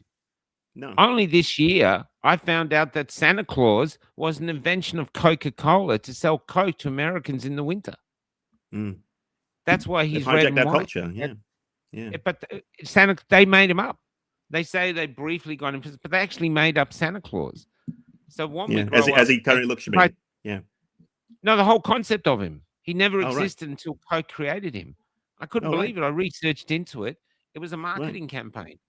They just couldn't sell Coke in the summer. So they made up this man who comes and goes and lives in South Pole. It's an advertising campaign. It's like diamonds. Diamonds are a girl's best friend. Diamonds are forever. Marketing campaigns, actually loads of diamonds, actually withhold them to create scarcity. False economy. We're wrapped in these stories that we think are real. But of course you're going to go and share Santa Claus because you get presents. Someone jumps in, gives you stuff. Why would you not believe that beautiful lie? You know? When actual fact, the story is someone lands a vehicle without an engine, without seatbelts, on your roof, pulled by a load of feral deer, flying, and then breaks into your house, eats your cookies and milk, and leaves you a present. So, but it really shook me, because I thought, my God, really? What is real? Well, that's it, right? And you remember when we first spoke, and you said, you know, you thought Australia's gone. It's like, what is Australia? It's an idea. You know, it's an idea. It's an idea that we all share. We all hold in our minds, hopefully in our hearts as well.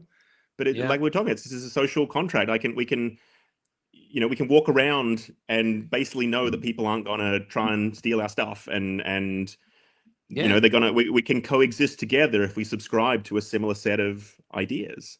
And I don't know if it's a case of technology has kind of just outpaced our wisdom. That might be you know, or we need the experience to be able to learn from it, because by definition it's new and we don't really understand what it is. Maybe that's part of it too. This is why I keep telling people now, you and I are in the first generation in human history where the future is behind us. Yeah. We're catching up with it. You get on AI, they've done this, done that. It's like fatigue. We're like catching up with the future. We're the first, you know. Extraordinary position to be in, you know. It is. And you can't possibly keep up with everything that's happening. You just can't do it. You know? And to be honest, Michael, that's the great betrayal, right? Because again, you know, I hang out in the freedom circles, and people can be a little bit snide, and you know, people are asleep, blah blah blah. It's like, I just don't think people can grasp the depth of the betrayal that's actually happened. You know, I think of my mom. My mom's dependent on those news sources, and they lied to her. And her realizing that they were lying to her was an extremely traumatic process for her to go through, for exactly that reason. She's got a few decades on me. So that level of unthinking and questioning, you know, the whole idea of a journalist is they're supposed to tell you what's going on. That's their job, to do that in an impartial way. And they failed. And not only did they fail not being impartial, they lied. They openly lied to us. And I know that from some of my own relationship history. You know, betrayal is not it's not an easy experience to move through. There's a famous, is it There's a famous story, an ancient story, and betrayal is the worst thing that can happen. That's Dante's And Inferno. Yeah, that's at the Dante's, base. It's the base yeah, level because it's the yeah, that's worst. right. It's the worst thing, Yeah, and that's what our politicians haven't figured out yet. Is they no. haven't just not done their job; they betrayed us. And And if you want to see the greatest form of betrayal in Australian politics, mm, and I can't believe he got away with it, and it doesn't inspire people to just lose their shit, is mm, when Scott Morrison was asked after he'd managed to get a huge sway of the people vaccinated, most of them against their will. He mm, said in a press conference, no one was forced. It was a yeah, choice. yeah, And he had that disgusting, condescending grin on his face. yes. It just, yeah. Yeah, And and then I remember tell having a I wanna, moment. Oh, sorry. we are plugging a book here. Oh, no, Did you want to finish what you were saying, and then we'll plug your book? I was going to finish off on the ScoMo. Again, whatever these people are, but I remember, when, and if you start digging into ScoMo's background, it's pretty dodgy. And, I had the realization that, a handful of compromised people basically can control the country. You've got the prime minister, the governor general, and the state premiers all on the take somehow.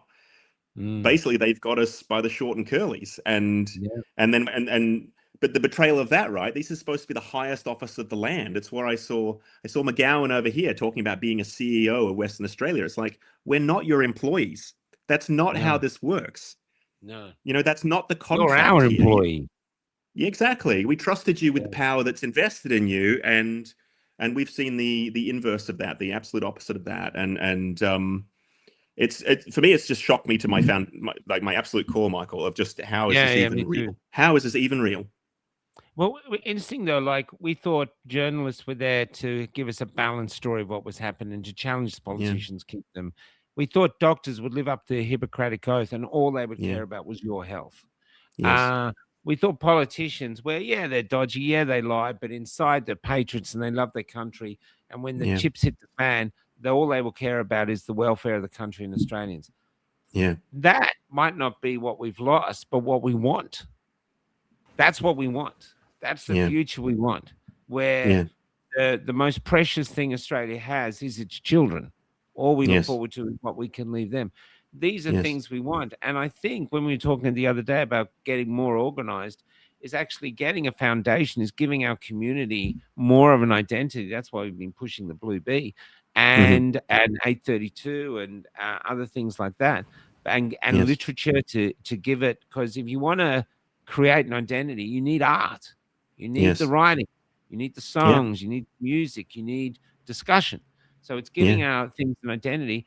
And then a destination. Adrian McRae says this, we need a destination. And maybe we don't have to reinvent a destination. We just want what we were promised.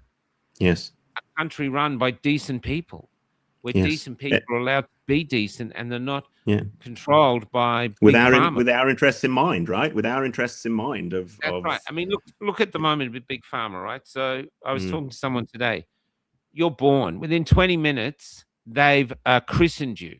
Before the church can get to you, they've christened you with a Hep B vaccine. Hep B, yeah. That Hep B vaccine affects you and does, basically you get sick from it as a child.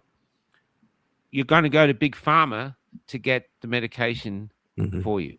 Now you're going to have all these other stuff happening to you, all these other vaccines and other things like this. Like they say blood pressure, they've reduced high blood pressure used to be up here. They brought it down here. So everyone has high blood pressure. So they got everybody on heart medication or, the medication to reduce your blood pressure. All lies. Basically, they're treating the Western world like all of us is a money cow. What's the word? Yes. We're a cash cow. A cash cow. Yeah. A cash cow. And now BlackRock, and I've been talking to funeral directors, are buying up all the funeral parlors. So they get you from the womb to the tomb. They are just milking you. And it makes me wonder if beyond all this is, and especially with Big Pharma and vaccines, is it's just a brutal business plan. Here it is. We tell them that they need vaccines to live. The only way they Yep. can still stay healthy is to not trust their natural immunity, because the Western world is such a dangerous, unhealthy place to live in, with all the Yep. hygiene and all the stuff we have. So you need to vaccinate health. You need to have health injected into you. Mhm. That's what they've sold. The miracles of vaccine. It's a business, and they've wrapped it in a false dogma, and 100%. basically made anyone who questions it a heretic. And the prayer of that false dogma is safe and effective. Trust the 100%. science. They're the prayers. And you can't trust it, but in actual fact, Yep. it's business. And their business is Yep. to keep you sick, because they're as big. You know what? I think their budgets are bigger than, say, Poland and Sweden. That's how huge they are. And they're Yes. not going to sustain it unless people are sick. Yep. That's the It's world. not we've created. personal, Michael. It's just business, right? It's just business. Just And business. COVID injuries, vaccine injuries, that's what happens to other people. You know what I mean? Ka-ching, And if it's ka-ching, other ka-ching, people, ka-ching. then, well, you know, and I've spoken to vaccinated people. I know there's two now I've spoken to. Both of them have spent over $100,000 in the last 4 years trying to get better. yeah. Ka-ching, ka-ching, ka-ching, ka-ching, ka-ching. You had a story. I know you had a story. I don't think you should say it here because you've got business, but that Yeah. still frightens me. And this is what it is. It's justifying the unjustifiable for Totally. business. To You know, hold I on just to had value more than life. I had one of those moments you were talking about when you told me about BlackRock buying up funeral homes. I'm just like, this is unspeakable evil. And I remember seeing early on, Michael, when the protests were going on, and there was a lady who was a funeral director there, and she was wearing a white top, and someone said, "Why are you here?" And she said, "Because I know kids are coming next." Yeah. And they are, and they have, and that's what we've lived through, and that's what we watched. My fear and now is infertility, and that Yeah. you're going to have a load of Australians, a load of people Yes. all over the world who got their kids vaccinated. One of the saddest stories we ever did was, and I should replay it, was a radiographer who convinced his son to get it, and his son ended up having to get a heart transplant. Oh my They almost goodness. lost him. And he used to be, he was going to be an athlete. Now he's basically a cripple living at home. And the father came on, hats off to him, and had the courage to say he was duped. He was in the medical system. He doesn't believe anything anymore. But it took Yeah. losing his son to almost wake him up. There's and here is where we are now. It's waking up to how exactly are we controlled, and what do we Yes. want to do about it? You know, it's more frightening than the Matrix in a way, because it's harder to see. You know, Yes. yeah. And It's but you can't unsee it once you have, right? And that's the no, that's it. Then you you're know, fucked. and maybe an interesting Then one for you're your thoughts, Michael. Are they what do you think? What do you think why aren't the vaccinated interested about the vaccinated? Because it's only the unvaxxed that seem to be giving a shit about the people who have had their lives destroyed by this. And I that just breaks my heart. I sympathize with both. I interviewed a young man today. He's vaccinated. He took Novavax. One of the questions we asked him at the end is, you get up in the morning, you put on your social media, and you see this person died suddenly. Like, you know, every day might be 3 people, 30s, 40s, early 50s, just died suddenly. And I said, do you think that could be happening to you? He goes, yes. Every day I wake up, I think maybe I'm next. So I've just got to live while I'm living. I don't think it's evil that they don't want to look after the vaccine injured. I think they feel like they've had a time bomb, voluntarily injected a time bomb into their system, and they're very aware that they could be next, and there's not much they can do Just about it. best not to talk about it. It's that. Whereas I think we have sympathy for the vaccine injured, not so much to prove a point like Salia didn't work. It's that for 3 years, we were on the lowest rung of society. They put us down. They put us down there. And the government actually said, you can be nasty to them. You can call them names. The media did. The Prime Minister called us cookers. You can do whatever you want to them. Take all your anger out on those people who are trying to kill you because they don't do what they're told. So, but then another group formed beneath us, and that was the vaccine injured. Yeah. And they are the forgotten. They are the ignored. They are the shunned. I've seen women I've seen, well, I know several severely vaccinated people who can't get the NDIS. But when I was in one town in New South Wales, there was a 70-year-old in his mid-70s, trans, and he looked like his makeup kit had exploded on his face. And I've got nothing against trans, but he had an NDIS carer. So he gets an NDIS carer, and these people don't. You know, there's this insanity going on that's engineered. It's not actually insane. It's only insane if you look at it from our perspective. That doesn't make sense from a human perspective. But if you want to look at it from an anti-human perspective, suddenly everything makes sense. Yeah, anti-human. That's I'm not sure. I can't remember where I shared with you, but we had a broken window here, and a guy, great glazier, came along, sorted it all out for us. And he was chatting away at the end, and it came. He brought up the conversation, and he said, "Did you take the vaccine?" And I said, "I don't really like talking about it," but I was just like, "No, I didn't." And he goes, "Good for you." And I was like, wow. "Oh, well, thank you." And then he goes, "They've poisoned us, haven't they?" And I was like, That's why they don't talk about it. "Yeah." And I gave him the detox protocol and all that kind of thing, but. Yeah. That's the omerta code at the moment, right? That's the silence is just, fuck, what have we done? And they're trying to move on, but they've been betrayed. It's like waking up to realizing that there's your father. And I remember years ago, you'd meet, we were doing this other project, and we were having to talk to a lot of children who'd been sexually abused, usually by their father. And they didn't know until they went to school and something came up at school, and they're going, "Oh, my father does that to me. That's abuse." Yeah. They didn't know.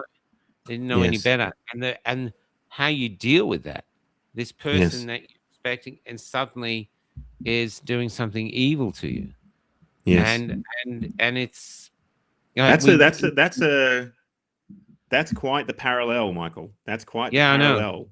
And now the whole country's been that. That's why when we were in Melbourne marches, there was a lot of women there. A lovely friend of mine called Susanna, she used to cry, but a lot of women were there going, "I've come out of an abusive relationship, and I'm at the Freedom Rally because Dan Andrews is abusing the whole state. This is how they do it."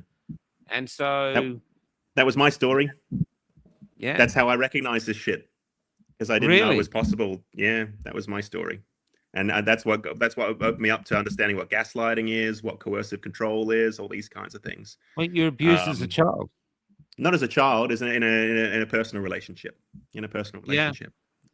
And I had a pretty good upbringing, to be honest. I was a very relatively emotionally safe, that kind of thing. But that's what actually led me into it, is because I didn't know that's what people could be like. You know, I had the similar naivety in that situation that the majority of Australian people had in this one of how would that even be possible? And it requires that rewiring of your own mind to go, no, this person is a predator. They are not operating in the same way. They're not operating they're not operating in good faith. They're not operating with an open heart. They're seeking control.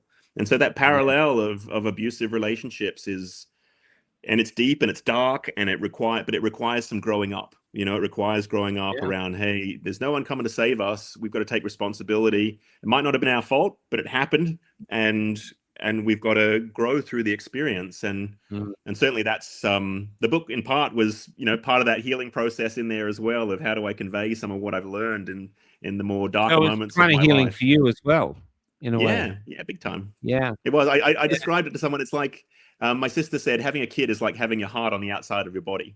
My book feels a little bit like that, because it sort of spent so much time incubating in here, and then I kind of got it out, and a few people have read it, and then you're like, wow, anyone anywhere could read this. Yeah. Well, we did it like even with Goodbye Road. I was writing those essays just to clean my soul from the stories that I couldn't capture any other way. You know, things I was seeing, they were getting me. And I found that the only way I could continue the work was I had to cleanse. And that's why I wrote these essays and rants and everything like that. So it was a healing thing for me to do. So I get it. I'm just going to put it up here. This Radical Curiosity, Reclaiming Mental Freedom in Age of Indoctrination.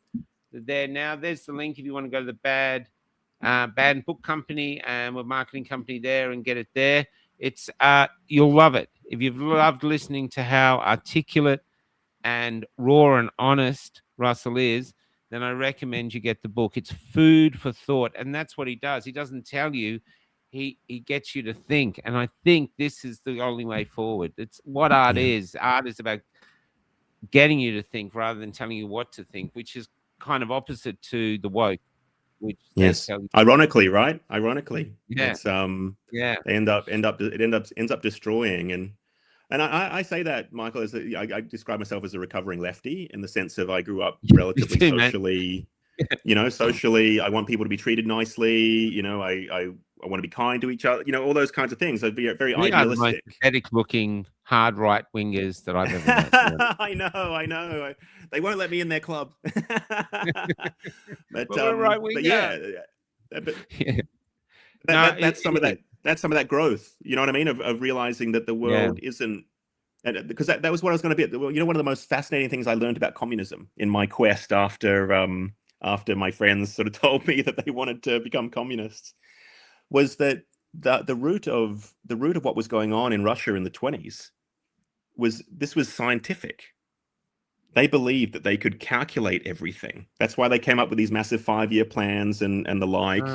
It was the scientific mindset of we can rationalize our way through problems. And so it wasn't just similar, it was the same. It was the same idea. And obviously, the Russians had been through extraordinary hardship and they were going through, economic emergence and all these kinds of things. It's complex history. Yeah. But it was that mindset of we can solve all our problems here. We don't need God. That's opiate for the masses. That's what crazy people do. We're hard-nosed, rational people, and we can sense make our way through this. And I remember hearing Vladimir Putin talk. He said what a lot of people don't know about the Russian history is they went through the same he, she, trans jumble that we're going through now. That happened in the 20s and 30s in Russia, and this identity confusion and infinite choices leads us to a bad place. And as I say, for me, I grew up in an era. I was born in 1980, so I kind of grew up towards the end of all of that. I was only 9 or 10 when the wall came down. I didn't really understand. I knew it was a good thing. But then we're one generation out of that, and you've got otherwise high functioning people ready to sign their own, and not just their own, death certificate, but their kids and their future generations too. And again, the road to hell being paved with good intentions of, we're going to be solving all these problems and there's all these suffering people and all that kind of thing. But not really understanding, well, they say pride comes before a fall, right? And who in their right mind sits down and goes, you know what, we're going to solve a pandemic for the entire world, because that presupposes that we understand what the world even is to start with. And I think that's where someone like Bill Gates went a cropper, because he's like, well, I've got a computer on every desk in every lounge room or every office in the world, therefore I understand people. And it's like, no, you don't. You don't. Like, the world is much, as like you're saying about the moon moving the oceans. The world's a magical experience if you're open to it. But unfortunately, our way of life and the economic mismanagement and and again, I came back after being away for 20 years, and you find out that we didn't have a national debt back in 2006, and now we owe $1 trillion. $1 trillion. It's like, so what happened, folks? Like, what's going on? Who's your accountant? Because they're not doing a great job, And we've got all this mineral wealth, and we've given all the mineral wealth away, and we've just given it away. Debt. And as I say, you're talking about this guy doing the water meters. He's just thinking about, can I afford a kid? He's not thinking about, can my kid afford anything in the future? What's the quality of life for the child coming through? That's right. These are generational problems that have been a long time brewing, and I think, my most favorable interpretation is this was the shot across the bow that humanity needed. Yeah. And if we don't wake up from this, then we're going to sink, and I agree. This is it. This is it. I even have a thing that I've been saying for a few years, but I'm going to do a rant about it tomorrow. But I'll do it to you. This is something really interesting to work with young people, and not telling them what to think, but getting them to think. So let's pretend that you're 20 or 25, say. Okay? You're 25 years old and you've met someone. You think, I really like this person. And so you've been getting on for a while, and then you think, I'm going to take them to a fine dining restaurant, the best restaurant I can afford. Maybe I'm going to even ask them the question. But I really want to show them how much I love them by hurting my wallet to give them this great meal. And you're sitting there at the table, and you've got this great menu, and you're so excited. And then I come along, and everyone's going about how great this restaurant is. And I come along as the waiter, and I go, sorry, sir, look, I see you're looking at the front of the menu with the big items.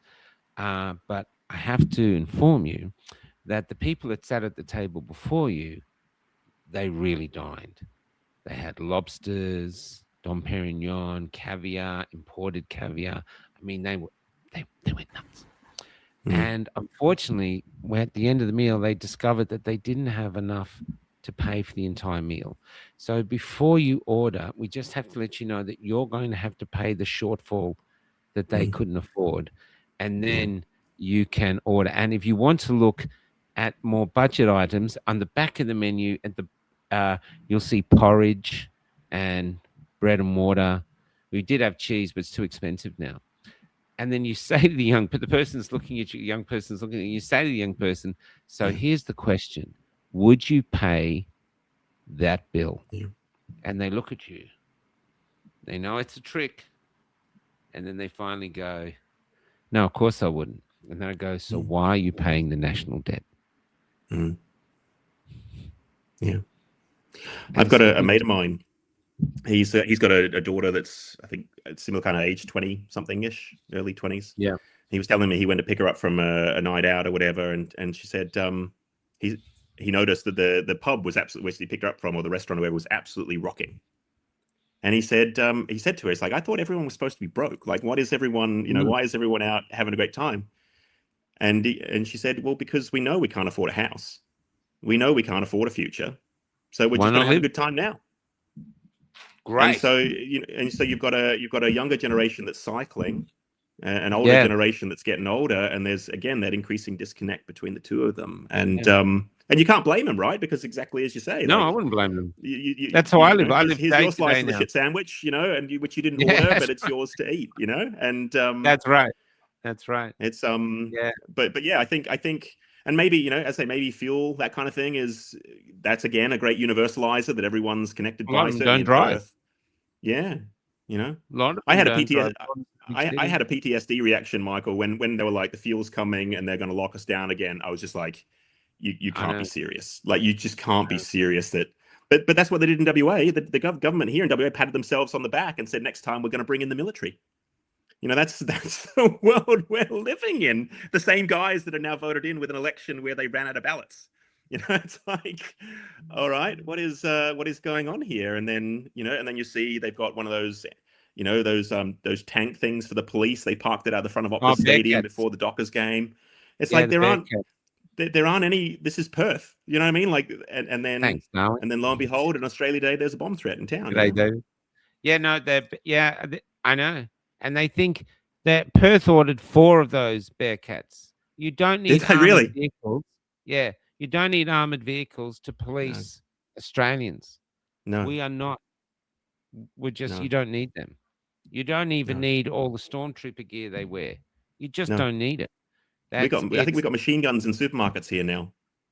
Yeah, in shopping centers, armed, like heavily armed police in Perth. Yeah. It's like there's only one reason why there's a problem. It's you guys have created it. You've created the problem here, and but we're paralyzed. And so that's what my book was an attempt to start the conversation with people and do it in a non-judgmental way about this is. We've been through our. Everyone's got to go through a process of humility, and being humbled and realizing that they. Being wrong isn't the end of the world. You know what I mean? Like being wrong isn't the end of the world. It's actually an exciting opportunity in many ways. Yeah. But it also sucks when you realize it. And it sucks when, you've been really for something. And, a good example for me, right? My older brother's gay. I spoke at his wedding and all these kinds of things. I'm a big proponent of same-sex marriage, all these kinds of things. But when you look into the background of the legislative changes and all these kinds of things, there's lots of subtlety and nuance that needs to be thought about and considered. And so when we end up making decisions that are emotionally based, and I was emotionally based because I'm all for it because I want the best for my brother. Yeah. you've got to have the adults in the room to say, okay, well, that's great, but there's also these other things that you need to take into consideration if we're going to keep everything together. Yeah, And yeah. you know, my brother-in-law's mum, you know, her take, you know, she obviously loves her son to bit, and she was like, no, I'm all for it. They should just call it something different. And that was the first little, oh, well, hang on a minute, this is your son, Wow. and you're still, you know. And I think that's the, you know, we need an Australia where we can have adult conversations about complicated things without people losing Yeah. their shit. You know what I mean? That's it. And just be like, I am with these you are real problems, guys, 100%. and we need some serious people at the table, because the people at the top aren't. Anthony Albanese is not a serious person, Michael. That's not a serious person running the country. I know. You know what I mean? Like, that's just, this isn't serious. And No. the biggest problem I see is when you have unserious people and a crisis that happens that's not within your control happens, and you need the Yeah. unserious people making important decisions, and they can't Yeah, do that's it right. because they're caught up in identity politics and finding somebody to yell about Pauline Hanson and blame her for it. You know what I mean? Rather than like, Yeah. you guys are in charge right now. You can do things. You can solve this problem. But I think a lot of them, I think a lot of them are so ideologically captured that they wouldn't even, you couldn't even get them to the table. But it is I guess the pain duration for us is how long is it going to take till we get some adults in the room to actually just make some Yeah. common sense decisions for people, Yeah. and then go through that process. I believe we need I believe we need remembrance for COVID in the same way we've got it for World War II and World War One. Yeah, we do. I We think need shrines for the people who died, especially who with the died. vaccine. They said it Yes. was, well, this. I just want to see if this Yeah. works. Oh, it's too small. Yeah, it's probably small. This is when the same-sex marriage came out. This is how much of a disgusting right-winger I am. I actually did a calendar of love. That was one of the photos I took. I went out and took photos of lesbians and gay couples who had been in long-term relationships. These guys have been together 23 years. And Amazing. I just like capturing the love. To me, they're in love. I think you're Yes. born gay, you're born this, that's it. I'm not a believer that they do it for any other reason. And I just wanted to capture that. So when people say that I'm this right winger, you go, you have no idea. You're a pretty crap left, right winger, Michael. I was left. No offense. You put me in right. You know what I mean? You turned the world over and suddenly I'm upside down. What? I'm a right winger. I'm a Nazi. I'm a Nazi. Yeah, How'd I become a totally. I got that bus that says free speech defense. I was in Balaclava in Melbourne, and some young guy's going, free speech defense. Only a Nazi would have that on his bus. I had out the window, said, you really said that? You know, this is where we are. I want to plug this again. This is Radical Curiosity. I wouldn't be surprised if Tom Vogel, who's watching it, reaches out to you and wants to get you on his show. And I would urge you, as this poured out of Russell, I would urge you, write your stories. We have to capture our history. And you might not think your story is important, but honestly, you don't know. These are things that could ripple through history, but there will be no ripples if we leave it to the state we're in, because they will eradicate our history and we will vanish. And we're too important to vanish. So write your history, write your philosophy. All of you have been through an odyssey, not a journey. You've been through an odyssey. I hope to meet you again while I'm here, but you've been through an odyssey, and odyssey means you've got something to write about, because you've learned lessons. You've had to survive being ostracized. You've had to survive being portrayed on an industrial level. I mean, all these things, and we're still here talking, and we haven't given in. There are lessons to learn from this, from all of us. I'm trying to get my friend Tom Vogel to write a story. I think he'd write a great story. So you're watching, so write it, Tom. Just do it, buddy. And, well, I remember the story you shared about the girl who snuck into the hospital to be with her dying grandmother. Yeah, every night. You know what I mean? Like that's how Australia gets its heart back. That's remembering who we are. We should build statues to. You there know? should be statues everywhere, just like a bed and these two people spooning. You can sit on the bed with them and have your thing. And there's this couple and that was it. In a time where suddenly the state said letting people die alone is good. You know, that it's just, you know, we can't let you see your dying mother, because we have a friend watching. I don't know if she's watching now. Petra lost her daughter. It's one of the most horrific stories we covered. Really heartbreaking. But she had to fly down to Melbourne to see her daughter was in a dying basically in the hospital behind a glass thing because they didn't want to get COVID. And she's at the hospital. She's come all the way down. There's her daughter. They're not letting her see her. And then a surgeon came in, or a head doctor, and he said, "Fucking let her in." There's where you find hope. Go that guy, yeah. The hope are in the little acts of defiance, Yes, and yeah. so these are the things. There's a lot of hope out there. Is there Yeah. anything else you'd like to say to wrap this up? I've got one more thing to say to one person in the audience, but is there anything else you'd like to say while I plug your book? No, just other than thank you, Michael. It really and, makes you think. Yeah, thank you for all you do. And you, as I said Ah, when we first don't. met. I'm thinking- No, don't but get I people mean that thinking. you were the first person I saw speaking out about this. Oh, You know what I mean? cheers. Like I mean that Yeah. you were in the marches, and then it was like, and that was I obviously didn't know you at the time, but it was like, because I was like, where are all the sane people? Like, where are all the normal people, all the clear thinking, common sense people? And that was before I knew you'd gone and done Cafe Lockdown and all those kinds of things. But I think it's not underestimating the power that a demonstration of courage actually has, because you Yeah, that's right. inspired me in that way, and that's Oh, what that's my great, book is an attempt to recalibrate people, help them remember that they're not crazy, and then also to give them a little bit of courage to have those conversations or pushback, or and have the courage to think for yourself, because it's not like thinking for yourself is not an easy thing to do. It takes No. practice. We get things wrong. We've got to take Freedom responsibility. takes courage. Freedom It takes takes courage, but it's what's it worth to you? What's it worth Yeah. to you? And I remember watching, and this is what I mean. Like I know Topher's done his documentary on Battleground Melbourne, these kinds of things. Yeah. Watching on from Western Australia, watching that unfold in our own country, it was just nightmare fuel. And yet you saw that documentary, but I had COVID. All right. I was supposed to be a part of it, but I couldn't. I was But for me, isolated like you say, in the house. they're the people who history are going to remember. You guys that were at the shrine and all that kind of stuff. That's actually the birth of a new myth. It's a birth of a new myth around who we are, and that's what we need as Australia. We need a new story around who we are and what we stand for and what we believe. I'll do a quick shout out for the Secession guys as well. If anyone's interested in the Secession project for Western Australia, it's this book here. Yeah. And it's well worth a Google and an investigation into, because there are some serious people who are thinking, about how we can do things different, and exactly. And I think that's what we've got to shift into now. Is like, yes, we've obviously got to honor what's happened and grieve and all those kinds of things.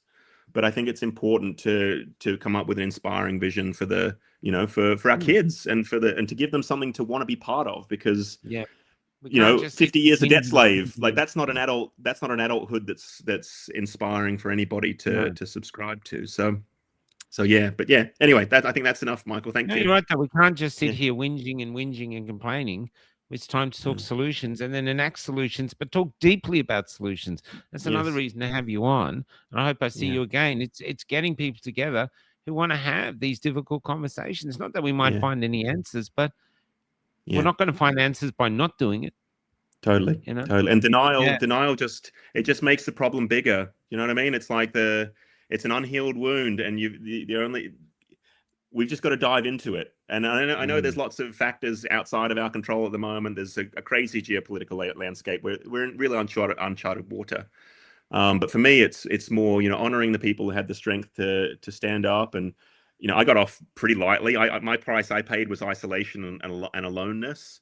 But there's people who have lost everything because of the idiocy of our state. And I can remember, just before we finish, Michael, I can remember, in the spirit of these bone-shaking conversations or statements that people make.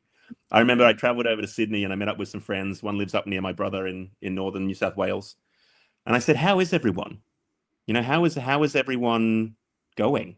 Like, because I've been locked away for 3 years or whatever. Like, and it was amazing, the shift and the normalization of just atrocious things. And just in casual conversation, she shared about how some kids had died because they couldn't get across the border to get their treatment. And but didn't even register it in the, when you just can't even believe what you're hearing. And like, this is Australia, and we have, and it's all of us, right? I guess this is the reality. We don't want to be in tribes anymore. Like, ours is an open party to come and join, Yeah. And yeah, we're going to have some uncomfortable truths we need to process, but Yeah. we're kind of on the winning side here of truth, and that doesn't bring us any joy. It doesn't bring us any lightness or happiness. But No. we can either argue with reality or work with it, and unfortunately, the reality is very sobering and very uncomfortable. But it Yeah, it starts is. with shifting inside ourselves, and as I say, that's what my book's about: is giving people the confidence to be able to rethink what they maybe thought they knew, and then Yeah. give them that freedom and that space to make different choices in the future. So. Yeah, I totally. I want to just share this though. This is, as you said, I inspired you. Um, Tom Vogel, met. He and I met. He was he was a filmmaker. He also had a short film festival, and we met at our first protest together. And we've been working, at first not together straight away, but ever since we've been working together. He's incredibly brave. I know he goes through far more than what people know. He does, and he does these. He started doing these what the fuck things, which are just like a little pearl of common sense, and that grew Yes. into the what the fuck boys, which should go on because they're really interesting discussions. And but here, I just want to share this. Let's see if it gets up. I just want to share his. Can we just get that up, Kel? Where are we? My God, there's so many comments there. Follow Tom Vogel on this. He just I will. comes up with these. He just comes up with. He looks at the world. He just does, and he breaks it down into its little pieces, and just does a what the fuck on it. But he gets you to think. He doesn't tell Yes. you what. Just puts it out there, and usually the answer is what the fuck, which is what he goes, and he's right. But really, really, I would suggest you follow him because he gives me solace. He makes me feel, yeah, I'm not nuts, and so Well, it's important. how we So support each other. lastly, just before we finish up, Michael, the last Sure. little plug is the vision for my book is to get into high schools, and to, Yeah, great. year 11, year 12. I think it's written at a level that they can comprehend and understand, and Yeah. for me, that's the gift to the generation coming Maybe the after homeschool me is movement. the freedom of If you're thought. Yeah, homeschooling. as well. Yeah. Yeah, maybe this And is the literature of the because homeschool I movement. want to give Australian kids a fighting chance, and they're being lied to at the moment. They're being institutionally lied to, and Absolutely. And they know that's it. not fair. Yeah. And They know so if there's anyone out there that wants to help, just nudge that into being, then I'm just going to be sharing that when I speak to people about the book, because that's who I had in mind, sharing these ideas with. Because for me, so much, Michael, growing up in Perth, I needed to leave. It's an isolated that's why I place, left. and it was only when I moved to I went to Melbourne, and I was like, wow, there's a big world out here. And I went to America and ended up living abroad. And I think it changes your perspective in a way that's kind of difficult to express in words. But for me, that's the gift that I want to pass on, that there is you don't have to think the way you've been taught how to think. You are allowed to No. change. You are allowed to be different. You are allowed to do whatever the fuck you want to do with your life. That's the question. That's your right as an Australian citizen. Yeah. And allowed we to need to ask get that back, and be filling our kids with confidence that they can make change.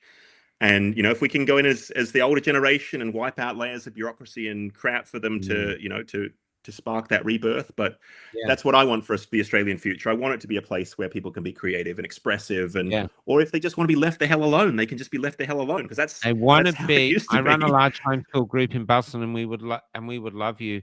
Hey, Amazing. Marzipan, I've got another piece called The Judgmental Puddle. Tom knows about that. I'd love to, if you want to contact us at michael@cafelockedout.com. michael@cafelockedout.com. We'd love to be in touch, and I'll also put you in touch with Russell. And that'd be amazing. They're going from there. I just want to go out with this. Look, mate, I'm so glad you came on. I really enjoyed our first conversation. I really enjoyed meeting you the other night. And so hopefully while I'm here, we'll meet up again, because I would like that. It's just great to talk. Yes. I just want to talk about this. This is Sam Ferris says that this is hell, and he wishes he was wrong, man. Well, look, I'll tell you why I know this isn't hell. So they called the novel Goodbye Road, and because we were kicked out of society, we're on Goodbye Road, get out of here, and we became the orphans of Goodbye Road. That's this, and I mean, instead of crawling back to the government going, please, please, jab me, let me back in, we found each other. You're an orphan of Goodbye Road. Now we've got this friendship. And the friendship breeds hope. Tom Vogel here, he and I often interact. We might not be able to heal each other's problems, but we spread hope, even amongst each other. There's things like that. And then on the road, when I was going round several times, I had no idea at my age that I would meet someone who is a very feisty, strong woman, but wants me. And now she comes to me on the road, and I feel that she's a gift from the universe. I couldn't do the work without Kelly. And so one night I wrote this song very quickly. I know you hate AI guys, but this really took me like 20, 30 minutes. It just came out. And that's what I'm saying. This road we're on, this Goodbye Road, there's friendship out here. There's love out here. There's hope out here. And if that's out here, then that proves that this isn't hell. It might be a battleground. It might be a spiritual war we're in. I don't know. But there's always hope. And never give up. Just never give up, because then they win. Don't let them fill your heart with hate, and never give up. And so I'm going to go out with thank you again for coming on. And I'm going to go out with the song I wrote for Kelly called Mary Magdalene. And she's a feisty thing. And Mary Magdalene, they go, wasn't she a hooker? No, she wasn't. The real story is that she was Jesus's partner, maybe even his wife, maybe even fathered kids to him. But what they really think is she was the feminine balance of his masculine. So she was that. And over the years, it's been corrupted down to make her what they say. But that's what she actually was. And that's the philosophy I used when I wrote this piece. And we don't know. It's 2,000 years ago. I don't know what happened last week, let alone what happened 2,000 years ago. But it's a cool It was the original fake news, Michael. Original fake news. Original fake news. Okay, take care, everybody. And have a listen, Sam, because this is how Kelly has affected my life, and I'm the better for it. And I would never have found her if it wasn't for COVID. So no one knows what's ahead of us, and we'll never find out if you quit. So stick around and fight. Even it's the fight of our lives. When we get to the other side, we've got a load of great stories to share still. Take care, Russell. See ya. Thanks, Michael. Mary Magdalene. Okay, yeah. And if anyone wants to do a human cover, please get in contact. See you tomorrow with Lee. Lee's back. Lee's back with his... I wanted to find a lover who made me forget the universe, or rather made the universe feel like it was starting within. I wanted to find a lover I could paint a picture with,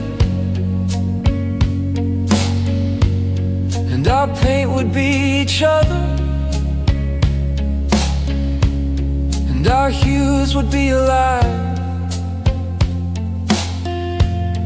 But I've been offered love in poetry, psychoanalyzed to the bone. I've been broken and consecrated, I've been discarded in the thorns. I've been searching in all the wrong places, for I felt that that's where you'd be found. Or am I the one that's reaching like a weed, escaping the ground? And if I find you, will the universe fall away? And when I ask you, are you the one for me, will you say, look at me, until you can see that I am who I am? I am Mary Magdalene.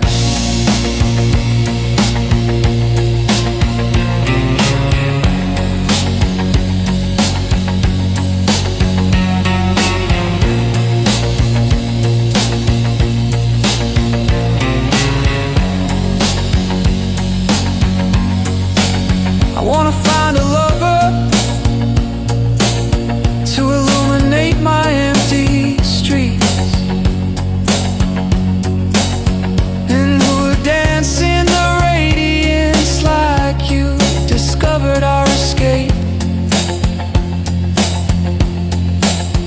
find that lover who is out there looking for me. For surely there has to be, surely there has to be. I wanna find a lover, that's why I'm falling into you. As you it seems are falling just as deeply into me. As you it seems are falling just as deeply into me. Have you noticed? The universe is gone, I can feel it in our joints, struggling to begin. And when I ask you, are you the one for me? Look at me, you'll say. Look at me until you can see that I am who I am. I am Mary Magdalene.